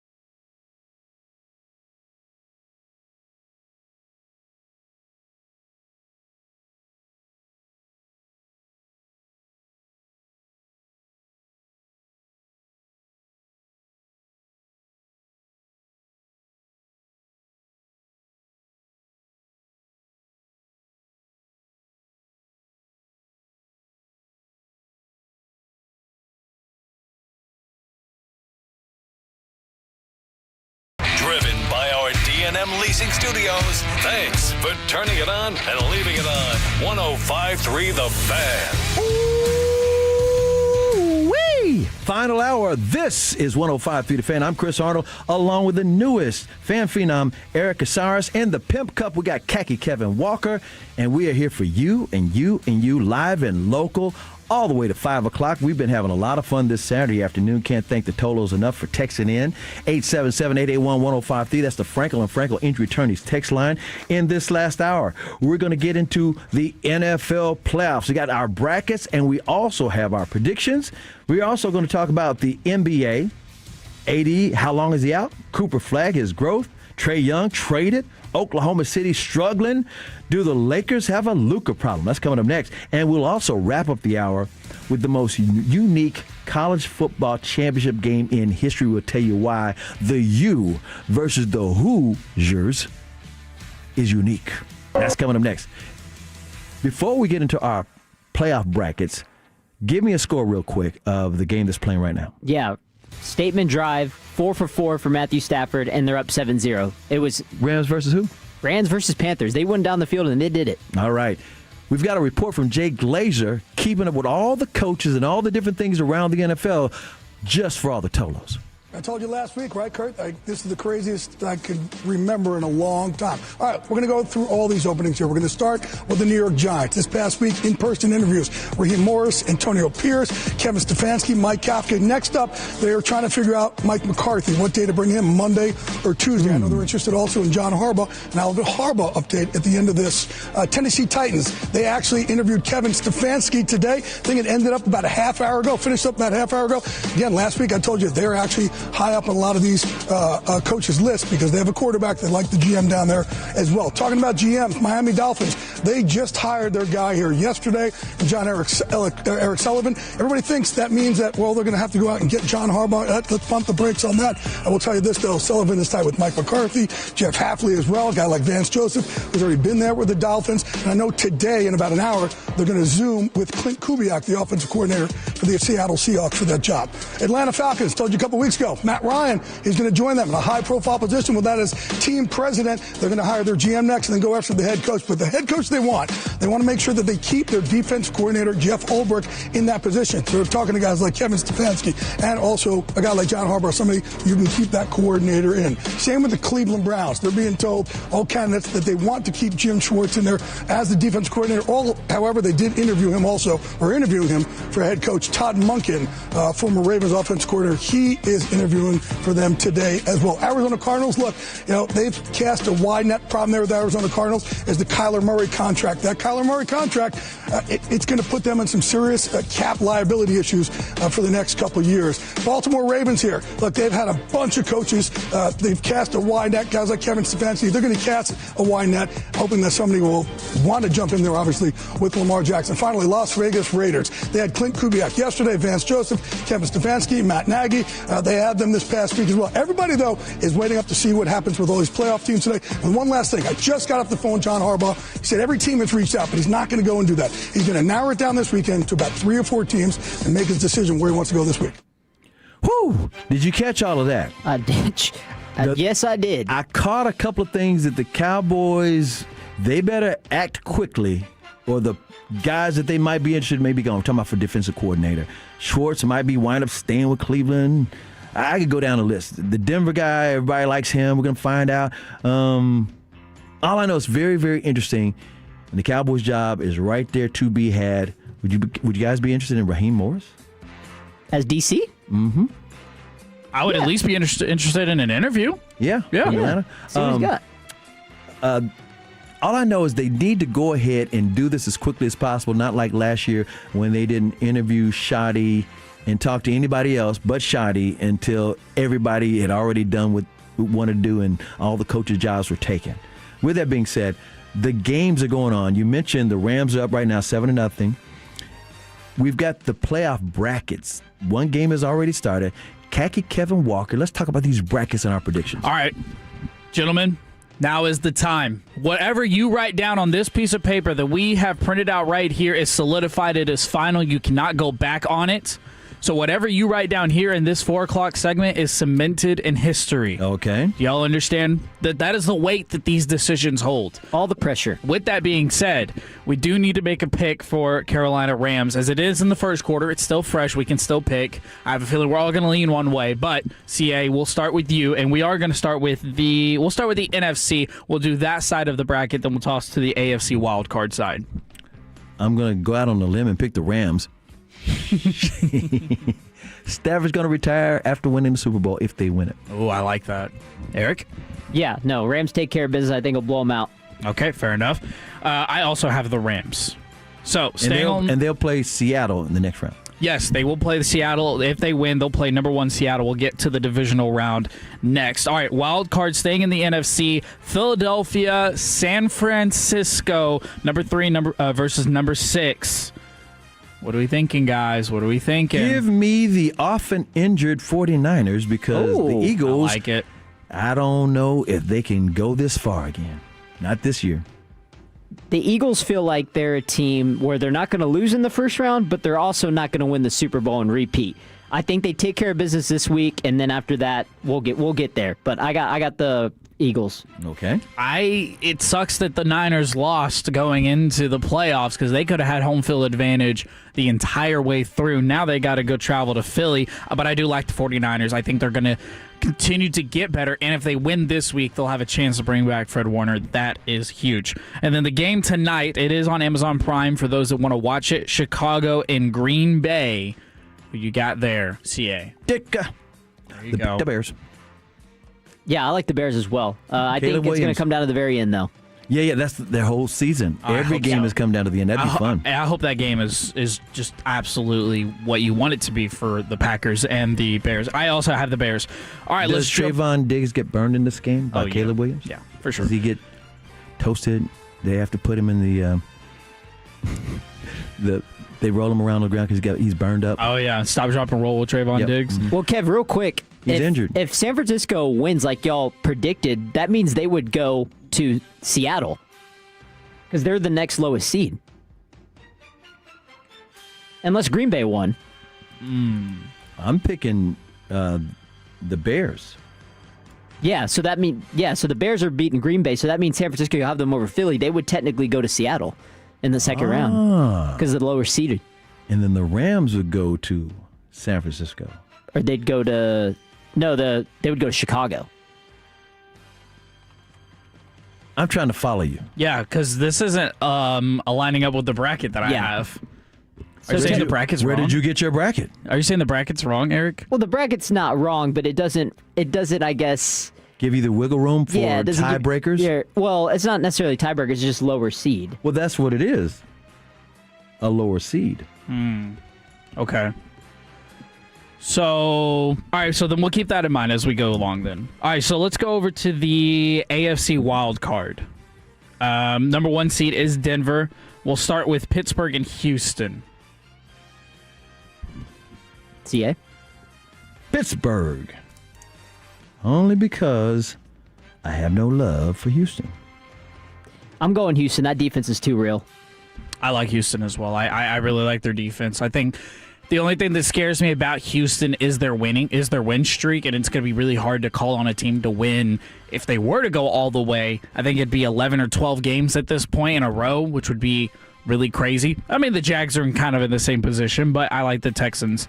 Next over to Jacksonville and Buffalo. I think this game is kind of a toss-up. So good, man. It really is a toss-up, and it'll probably be a barn burner. And I'm actually picking the Bills because I want to see the Bills win something. Eric? Yeah, no, absolutely. Buffalo, game of the week, arguably, outside of Chicago and Green Bay. I'm taking Buffalo in a shootout. Oh, I love it. By the way, you guys are kind of young, under the age of 30. Very much so. Did you know that buffalo wings were invented in Buffalo, New York? Really? Yes, that's why they call them buffalo wings and not chicken wings. I actually didn't know that. I actually went to the bar. It's called the Anchor Bar, the Anchor Lounge in Buffalo, to see where it all started. And were these wings the best in the world? Hell no. They were just some wings. Nothing special. All right, and then the New England Chargers that Eric Casares does not feel good about, and the LA Chargers. Yeah, no, I'm sticking with the Chargers, man. I think Justin Herbert is due for his first playoff win. It might be ugly, but they'll get it done. That's my upset of the week. Give me New England. We will see. Man, I really like New England, and I really like the Chargers. I just wish that the Chargers were a little bit healthier, so I have to go with New England. That's exactly why I'm picking New England. If the Chargers two of my favorite players are Justin Herbert. The Chargers were just a little bit healthier. I think they could have gone on a run this year had they stayed healthy. All right. Okay, before we do these matchups, let's go back to where you're talking about, Eric, about San Francisco and the Bears. So what's the number one seed? Say it slowly so all the listeners and Tolos can follow you. Yeah, so the number one seed always plays the lowest seed by default in the next round. And the number one seed is Seattle. Yes. So if you guys, y'all have San Francisco, so y'all's bracket would have San Francisco going to Seattle and Chicago are going to play the Rams, because that's how it would line up. Okay, so what you're saying is it should be Seattle taking on the number 6 seed San Francisco, as opposed to the number 5 seed Rams. I'm just trying to spell it all out. Unless Green Bay won, because if Green Bay won, then they would automatically go to Seattle because they're the lowest seed. But if it's San Francisco, they have to go to Seattle. How is this bracket not matching up properly? I don't know. I'm going to have to file I don't either because I'm looking at a bracket online and it's matching up just the way your bracket is. Kevin. So on your bracket online, if you click on San Francisco beating Philly, it would have them going to Chicago. Is that what it would have? Let's see. Because I'm pretty sure I thought it was always lowest seed. Yeah, I think you're right. I just think the bracket that I have here is wrong, and that's all of them are like this. Yeah, I'm looking at the same way. You'll just have to just the way they set them. You'll just have to write it down. But okay. So, personally, so this would that just messes up the next matchups then, because my matchup's gonna be different than your matchup. Yeah, a little bit. Okay, let's carry on. Kevin, you figure it out. Okay, so in my NFC divisional round, I would have Seattle facing the 49ers. Correct. And in that game, which would be a rematch, I am going to take the 49ers. I'm taking Seattle because I think Seattle's for real. Their defense is actually really, really tough, and I think Sam Darnold wants to prove some things. That last year in Minnesota was a fluke, where he did not win the playoff game after their stellar season. So I'm taking Seattle. Who are you taking, Eric? Yeah, so my bracket's What's your matchup? Yeah, my bracket's a little bit different. So I have Philadelphia beating San Francisco, Chicago beating Green Bay, so we get a 2 versus 3 in that divisional round. That means Seattle would play the Rams. It wouldn't be in the NFC Championship. And I'm taking the Rams. I think if it's coming down to the very end, it's going to be a 50-50 shot. I got to go with my Super Bowl pick. I'm going with the Rams. What about you, Kevin? So mine is going to be the Bears versus the Rams, which would be number 2 versus number 5 seed. Correct. And in that game, I would take the Unk himself. Give me Matthew Stafford and the Rams to beat the Bears in the divisional round to move on. I concur. Give me Highland Park's own, the best friend of Clayton Kershaw. Wouldn't it be wild if both of them retired the same year and both of them retire as champions? Because Kershaw won with the Dodgers. Wouldn't it be wild? At one point, I don't know if you guys knew this, but at one point, and both of them grew up in Highland Park, went to Highland Park High School, and at one point, I think when Stafford played baseball, he was the catcher for Kershaw. But at one point, they were both the highest paid players of their sport at the same time. Isn't that crazy? High school friends. Wild. It is crazy.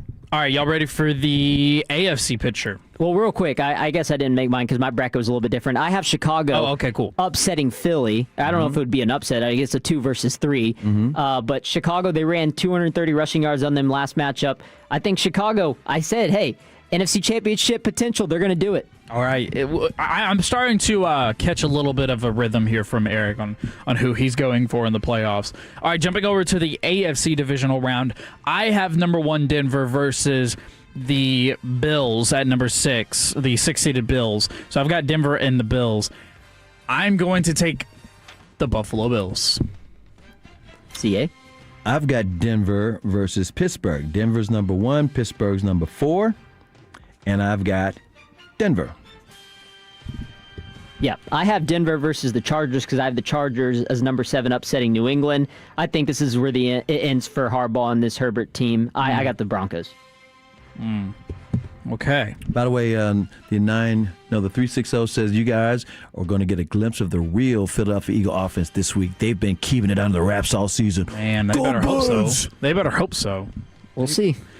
All right, and then I've got... one other note. Tolo Jeff just also texted in and said, hey, CA, Kershaw was also the center for Stafford for Highland Park High School. So they were like a battery, both sports. Crazy. All right, I've got the number 5 Texans playing the number 2 seeded New England Patriots. And in that game, I do stick with Drake May and the New England Patriots. I've got number 6 Buffalo taking on number 7. I'm sorry. I got number 2 New England taking on the number 3. Excuse me. I got the number 2 New England taking on the number 6 Buffalo. And I'm going with Buffalo. There we go. That's a tough game right there. I have Buffalo and Houston playing. It's a 6 versus 5 team. Houston would have the home field advantage there. And yeah, I think Buffalo gets revenge on them after that Thursday night game latter half of the season. By the way, got a Tolo texting in from the 972. Trayvon Diggs may get burned at some point tonight, but mark it down. He's going to have a pick 6 or a fumble recovery for a touchdown. Go Pack. That's from the 972. Well, I guess we'll have to see. I don't know. It would sure help revitalize what he's got going on. All right, back over to the... Eric, you made your final pick, right? Yeah, I got... for the NFC? Yeah, or for the AFC. For the AFC. Yes, yeah. So we're in the AFC Championship now. All right, cool. Wait. Before we go to the NFC, say your matchup. I'll say my matchup, and Kevin, you say your matchup. All right. AFC. Yeah, you go first, Kev. So, right, my AFC and the Conference Championship, I'm going to have the number 2 Patriots against the number 6 Bills. I'm going to have Denver versus the Bills. I have Denver versus the Bills as well. Go ahead, Kevin. All right, and then in the NFC picture, before we decide it, I've got the number 6 49ers and the number 5 Rams. I've got some underdogs. I got Seattle and the Rams. Right. Yep, I got number 5 LA Rams, my Super Bowl pick, and my favorite team to root for in this playoffs, the Chicago Bears, are number 2 seed. The Bears. All right, now y'all got to make y'all's picks for the Conference Championship. All right, CA. What you got? You mean going to the Super Bowl? Oh, yeah. Yeah. I've got the Rams going to the Super Bowl in the NFC. In the AFC, give me the Bills Mafia. Jumping through tables. I knew we were going to come full circle eventually. Hey, it was a different path to get there. But regardless, we got Buffalo over Denver, and we got the Rams. I have the Rams over the Bears. So it's going to be Buffalo and Rams in the Super Bowl. And I've got Buffalo Rams Super Bowl as well. Hey, it doesn't matter how you get the math correct, right? It doesn't matter how you do the equation as long as you get the right answer. Now, is it the right answer? I don't know. We'll all find out, but I appreciate y'all for... We haven't named the champion. Well, y'all want to name the champion too? Yes, if we've gone this far, because they could get knocked out. We got to go all in. My Super Bowl champion will be the Rams. Matthew Stafford retires with a ring, just like his buddy Clayton Kershaw. Hate to agree with you. Matthew Stafford gets his 2nd Super Bowl. I got the Rams over the Bills. They give me a table to jump through because I'm taking the Buffalo Bills. Look out. I like them. There you go. It's forever cemented in history now, boys. Can't go back. Can't change it. Hey, my bracket looks a little whack on paper, writing it down with all the seating, but hey, I got it on paper. It's on paper on my side. And when we come back, we're going to come back to this topic because a 469 says, I think CA is getting butt cracked. Why would the Highland Park High School put the ace pitcher as a center on the football team? He would get demolished. I'm going to investigate and Google it up next on 105.3 The Fan. Sean and RJ, the KNC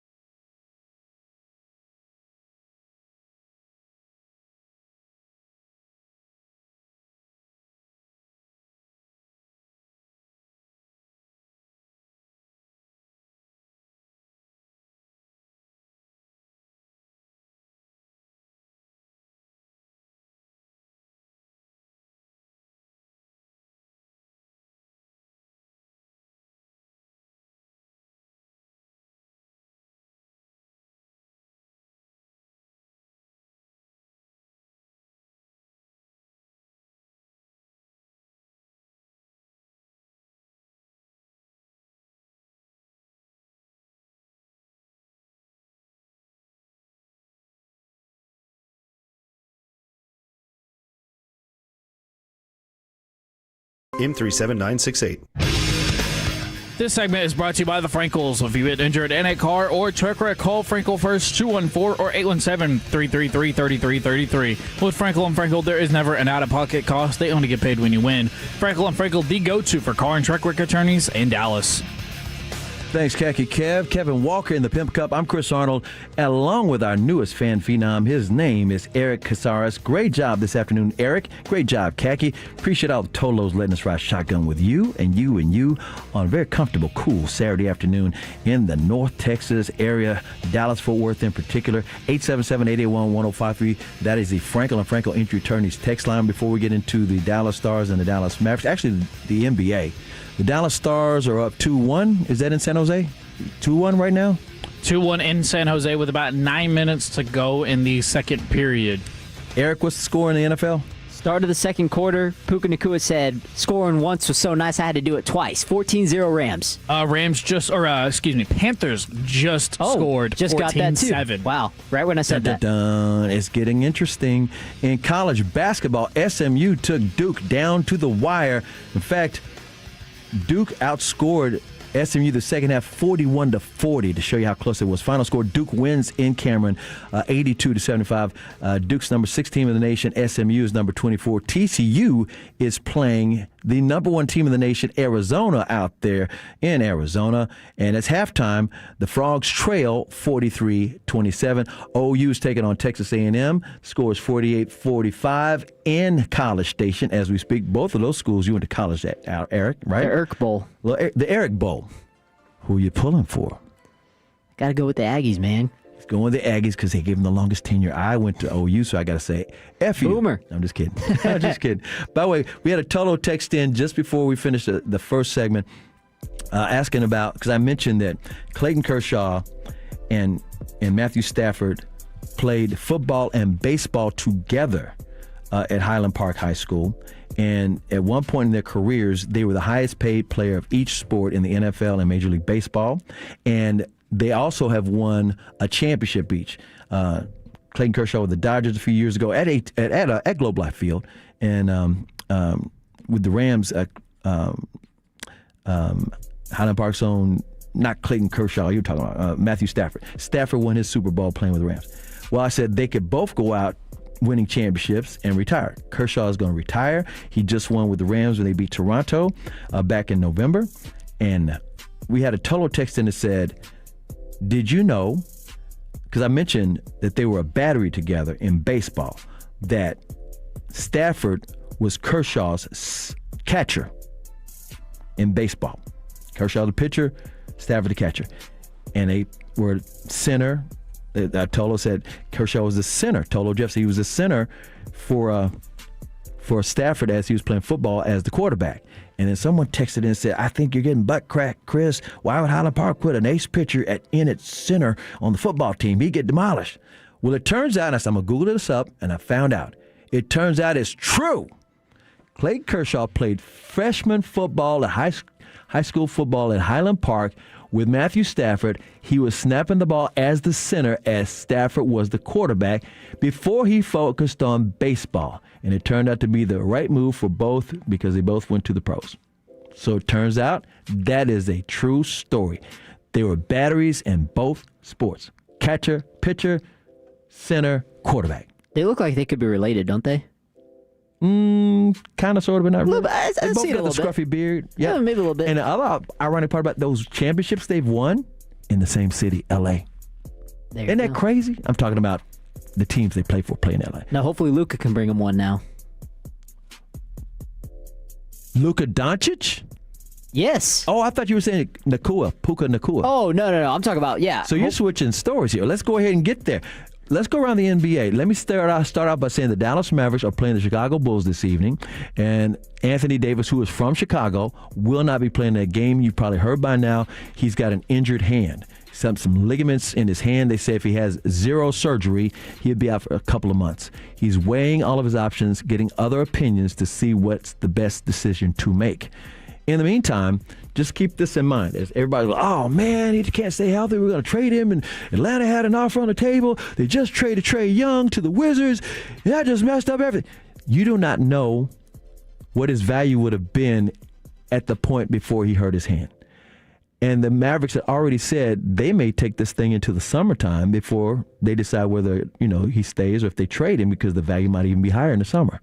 For Anthony Davis, it was always in his best interest to play, because guess what? If he wants to sign an extension, you got to show that you're the Anthony Davis, who won the championship with the Lakers and is on the all-time 75 greatest players in the NBA history team. Well, we knew it was a gamble that they were going to trade for him anyways. That you knew there was going to be the injury concerns with him. So, plan doesn't change, I don't think. Yeah. Back to Trae Young, who was traded for Luka Doncic on draft day. Here's what's wild about his trade to Washington. The GM now of the Washington Wizards, because by the way, Wizards are not a good team. Why would he agree to be traded there? Why would he even want to go there? And by the way, why would Atlanta just trade him away since he made the All-Star team? They went to the Eastern Conference Finals, all those things a few years ago. Because the GM that drafted him and traded, it was a prearranged deal. They were never interested in Luka. It's not like, the Hawks made a mistake and all their fans wanted Luka. No. Nobody knew about Luka except for Donnie Nelson, and he had already said, okay, we're going to take a chance on this guy. So they made the deal with the Atlanta Hawks because their GM at the time had just come over from the Golden State Warriors, and he wanted to have a Steph Curry of the Eastern Conference, and he thought Trae Young was that guy. He is now the general manager of the Washington Wizards, and Trae Young is still his guy, and he felt like that the team lost players the last couple of years with Atlanta that helped Trae Young be Trae Young. He didn't have just different guys that he used to have. Clint Capella as one example. He wants to build around the Wizards players that he's got, the young guys. They don't have a real point guard. They have a situation like the Mavericks are having some guys that aren't Kyrie. So he's like, we can have Trae Young and we can build around him. And guess what? Trae Young can sign his extension with Washington, and also for entertainment purposes, he's fun to watch for the Washington fans until they get good, if they get good. And as far as the Atlanta Hawks' interest in Anthony Davis, we don't know right now. So I mentioned Luka, and you were saying something about Luka in L.A.? Yeah, no, and I brought up the question because I feel like over the last few weeks, it's been pretty adamant to me that the Los Angeles Lakers have a clear ceiling with the team. Mm-hmm. And the ceiling is first round, second round exit at best. You're talking about this year's team? This year's team. Mm-hmm. And if you watch them play on a nightly basis, they're poorly constructed. They don't have a bunch of wings. They don't have a bunch of big men around Luka like they did in Dallas those last 2 years. And I'll admit, it took us 6-7 years to get that roster around Luka, to build it around Luka. And we saw those first few years in Dallas, they were rough with the supporting Cassidy around, but he carried the team. That's what he's doing with the Lakers right now. But you can't win in the NBA that way. So when people say, all right, Luka Doncic, you're not going to win a championship with that play style, I say I beg to differ, because we saw it with Dallas. They almost won a championship. They at least got to the NBA Finals. Now, they ran into an historic Celtics team, and it didn't work out. But here's the deal. Now it's kind of feeling like they're going back to the old Dallas ways before Luka had Kyrie and PJ and all those other players. And it's now becoming it's all thrown on Luka. He's playing hero ball, inefficient, chalk-chucking. Yes, I'm talking about the Lakers. So now it feels like it became a lose-lose situation with the trade, because the Mavs that went from a championship team now they're having to rebuild around Flag. And then the Lakers, you have a clear ceiling with them. They're not going to get past the the Western Conference Finals. I'm going to say this. I was saying this last year. One of my favorite shows on the station, Fan After Dark, Fred and Blake, because last February, or March rather, Luka and LeBron got on the same page, and we were doing our predictions, and they were saying the Lakers are going to go to the Western Conference Finals. Oh, I'll admit it. I said it too. I didn't, and I told them clearly, they're not built right. Yeah. You're not going to get the most out of Luka if he doesn't have the lob threats, and you don't have the big guys who can do the pick and pop, pick and roll, where Luka can use all of his weapons in his arsenal. Not only that, if there's no threat for a lob or no threat to do that, well, guess what? The defense in the playoffs is completely different. They will stay around the perimeter and keep Austin Reeves and LeBron from getting open shots like they do get in the regular season. I said they're not going anywhere. They're not built right. And, of course, they got knocked out in the first rounds. We fell in love with the idea of Luka being traded more so, the superstar potential more so than what the actual was at stake with the Lakers team. So here they are now, and when they brought in and signed Ayton, I said this on the air. I said he is the wrong guy. When he was with Phoenix, he and Monty Williams fell out because guess what? Ayton does not care about playoff basketball. Yep. He's got all this talent, but he's not into it like that. He's laid back. He doesn't turn it on hard. So, in other words, he's not a rim protector, and he's not going to do the things that you need. And again, when I was saying about Luka last year, if he can't get the ball to wide open Austin Reeves and wide open LeBron or anybody else on the perimeter, he ain't have no assists. Those assists that he got in the regular season, they drop in the playoffs, especially when you're playing a 7-game series and they take things away from you. So the way the Lakers are built right now, and I feel bad for Luka because you mentioned before, the Lakers aren't built right. But the Laker fans are like Cowboy fans. They are nitpicking. Oh, they're wearing him out. Oh, he's this. He's not doing this. He's not doing. Well, he can't until the team's built properly. Yep. And I don't know if they'll ever be able to build it properly. But the Mavericks team that went to the NBA Finals with Luka was built for his skill set. They had everything they needed. They won't be able to build it the way they want to as long as LeBron James is on that team. I'm just going to say it right now. And we knew that. He's going to retire. He's going to retire, or he's going to have his farewell tour, wherever he decides to do. But he took that player option, diminishing the Lakers' chances to go out and surround Luka with a better supporting cast. So we knew that was going to happen. That's not shocking there. Yeah. The other thing you mentioned, John Morant's on the trade block, by the way. Oh, yeah, that's interesting. For those who don't know, it's like, well, who would be interested in John Morant? There's actually a couple of teams who would be interested. Do they have like the odds of his next team? I would be interested to hear that. I think I have it here. If I don't, I can find it. Okay, Kevin's going to find out what we're talking about. John Morant is an extremely talented player. Here's what's so wild. I saw this story a couple of weeks ago that said John Morant and Shai Gilgeous-Alexander, when they both were the same kind of player early in their career. Actually, they're different players. John Morant was everything Shai Gilgeous-Alexander turned out to be. The champion, the MVP, all those things. Ja has a very explosive game.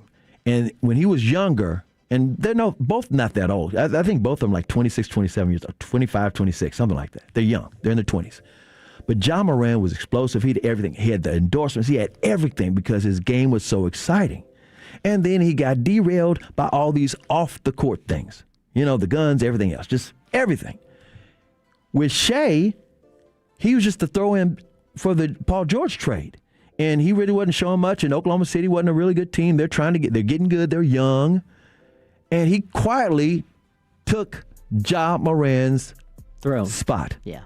The MVP, the championship, and the endorsements. But it was all there for Jaws. You got those teams? Yeah, I got a whole list here from Sports Illustrated. Oh, can I guess? Yeah, you can go ahead and guess. I was going to say Minnesota's got to be up there. They're up there, but they're not the first team. All right, I'll start here. The Mavericks are plus 1,400, and then we'll go from there. Mavericks plus 1,400, Raptors plus 1,000, Heat plus 750, okay, I got Bucks plus 600. Third best odds is the Timberwolves at 600, plus 600 that is.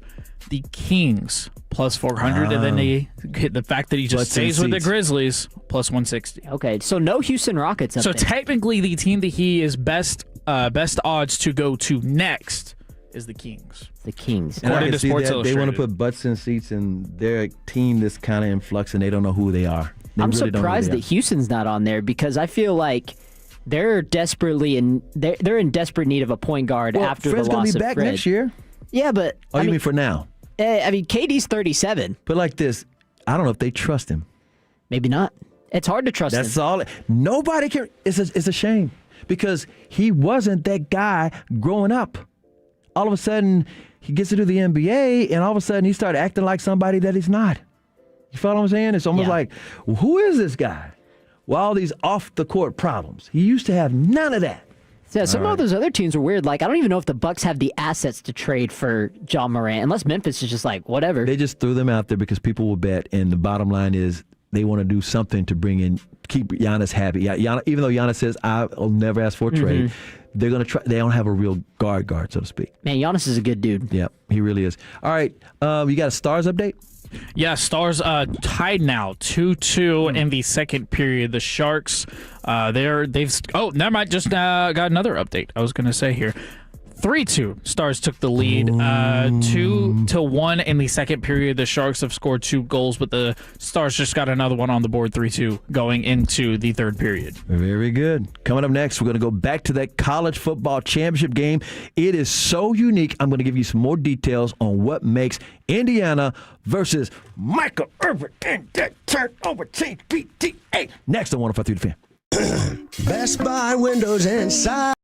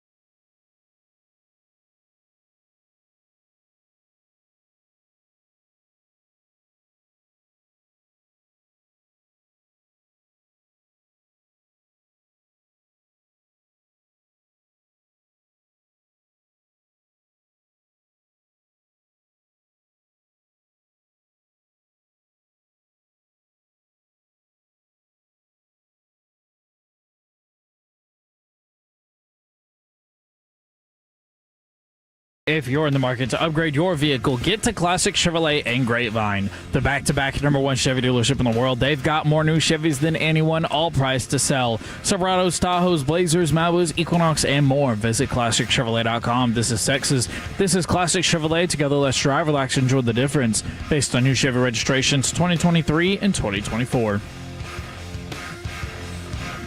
Yeah, buddy. I was listening to what you were saying, Kevin, and I also have an update. We'll talk some college football here in just a second. But, Eric, you said you have an update on OU, Texas A&M college basketball, the Eric Caceres Bowl? Oh, yeah, the Eric Bowl, Eric Caceres Bowl, whatever you want to call Caceres, it. yeah. We got a banger game. It's coming down to the wire with a minute left. Last time I checked, OU was down by 3, and there was 23 lead changes. Do you have a pro football update?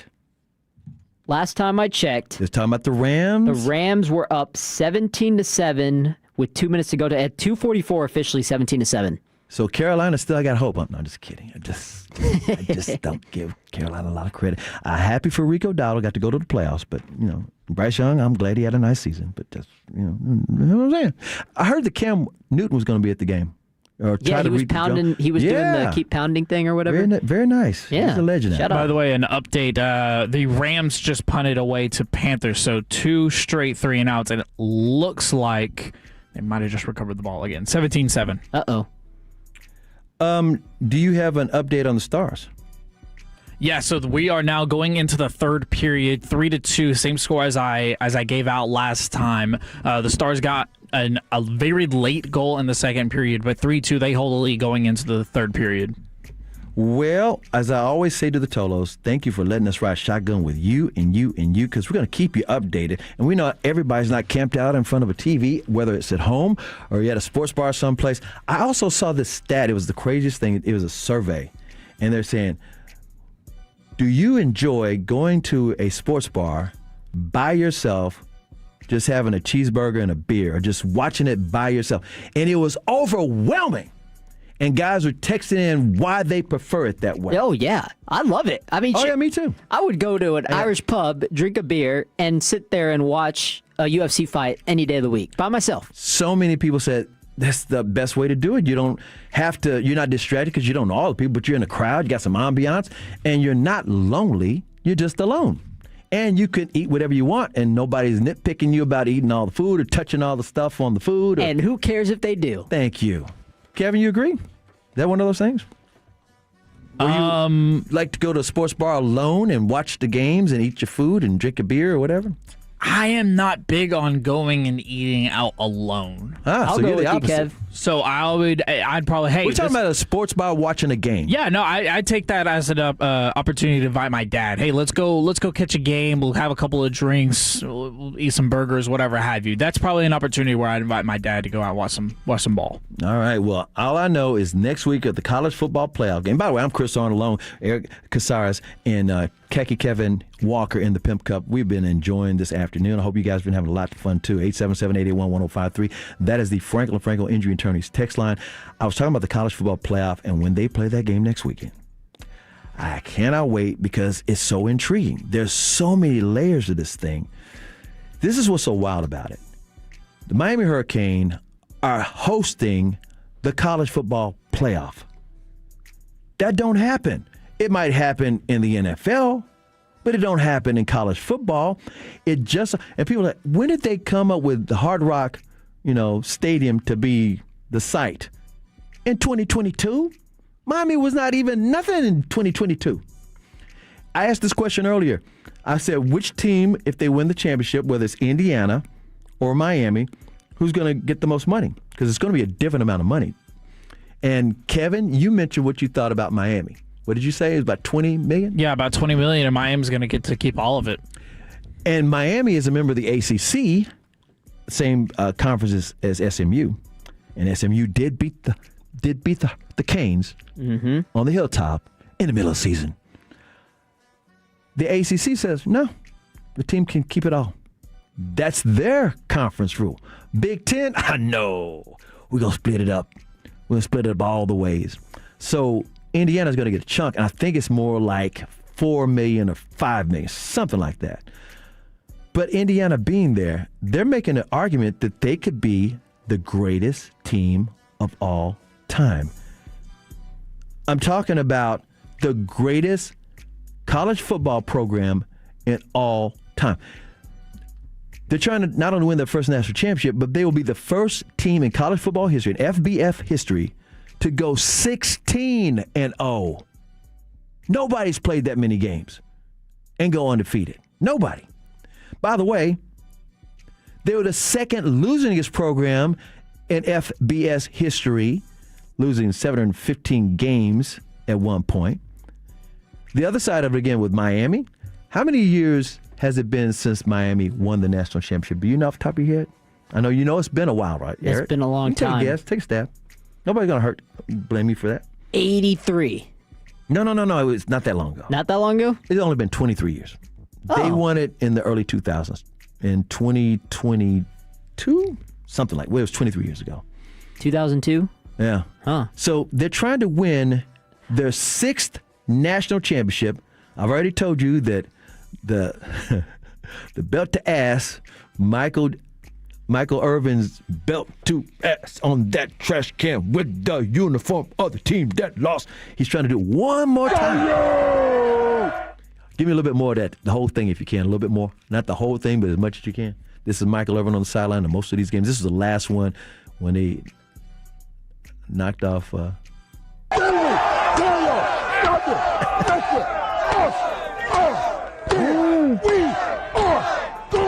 to the championship game. Let's go. He's doing it on beat, too. That's hilarious. Oh, yeah. Michael Irvin, man. Come on.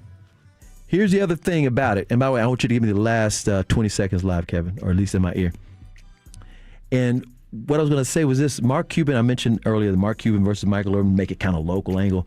Mark Cuban, of course, went to Indiana. He mentioned on Sunday that he first made a big donation in the end of 2024 season. And he said he's doing a bigger one for this upcoming season to keep Indiana as a power. No different than old Cody up there in Texas Tech doing the same thing. Mark Cuban was on the sidelines when they won last night. Will he be on the sidelines in Miami? I bet he will. If he's not on the sidelines during the whole game, I'll bet he'll be there at the end. Because guess what? When you're a big money booster like that, hey, I was saying, final score last night for those who missed it, 56-22, and that was over Oregon when Indiana won that game. When the U won that game, it was like down to the wire. So this is just really wild about how unique this game is going to be. And again, it's unbelievable because Miami is the underdog and they're the team with the most swag in all of college football, or had the most swag for a while. Alabama's claiming that now. Yeah, and going back to what you were saying about 2002 Miami, it was actually 2001 Miami. 2001. They had 17 first-round picks over 2 years, and they're considered, by most people's eyes, the greatest college football team of all time. I think one of the more interesting things of Indiana, 0 5-star recruits. Yeah, all the 3-star guys. And that's something. And that's why Curt Cignetti's the best in the game. Well, and the portal. If you don't have the portal to help, you have to have the portal, you have to have the NIL. You got to be on top of your NIL as well. Curt Cignetti's an amazing guy, great recruiter. He also got the Heisman Trophy winner, Fernando Mendoza, who lives down the street from Hard Rock Stadium. They got him in from Cal last year. Next year, the new quarterback is going to be TCU's Hoover. Hoover's transferring to Indiana. I hope things work out well for him. I feel bad for the Frogs on that, but man. And by the way, Hoover, he's a really quality quarterback, but you're going to have to follow the Heisman Trophy winner. See, that's another thing about this game. You got the Heisman Trophy winner in this game as well. This is going to be an amazing game. The weather's going to be great. It's Miami. I'm trying to think if there's any other way to look at this game as far as being unique. I will say this. Fernando Mendoza, is he a top 3 quarterback, top 3 pick in the draft, top quarterback in the draft? I would say he's Absolutely going to be a top 3, yeah. I mean, who else? Unless Dante Moore declares, which I don't know if we've got an update on that. I don't think we have. He said he's still going to take some time to think about it. Okay, cool, awesome. Mario Cristobal, the coach from Miami, He played for those early 2000 Miami teams, and he is so solid, and he is one of the reasons why this is just so weird. Carson Beck, the quarterback from Miami, transferred from Georgia. He didn't make Georgia fans happy because they didn't win a championship with him. So, and by the way, Carson Beck's been around a long time. I think this is his 7th year playing college football. Just saying. There's so many things that's unique about this game. That's why I'll be right in front of that TV. Can't say it enough. What about you boys? You guys going to be watching that finale? And by the way, don't get me wrong, last night's game was a blowout, but the Miami game, it was arguably one of the best games in college football playoff. And we're talking about a 12-team playoff. Yeah, no doubt about it. And this is an interesting matchup because Miami's defense against Fernando Mendoza, it's going to be phenomenal to watch. All right. Well, it's been a pleasure working with you again, Eric.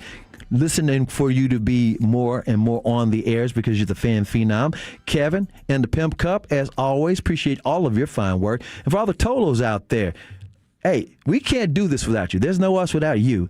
And especially on a Saturday afternoon where there's so many other things going on and you got your dial set right here. You're listening on the Odyssey app. Again, thank you so much. I'm Chris Arnold. So long, everybody. Tolo means turn it on and leave it on. Thank you for making 105.3 The Fan and the Odyssey app part of your day every day. Hey, it's Tony from East Dallas Diesel. And if you're tired of the big box dealership runaround, I get it. At East Dallas Diesel and East Dallas Motor Cars, we do things differently. You're not just another number. You get concierge level service from start to finish.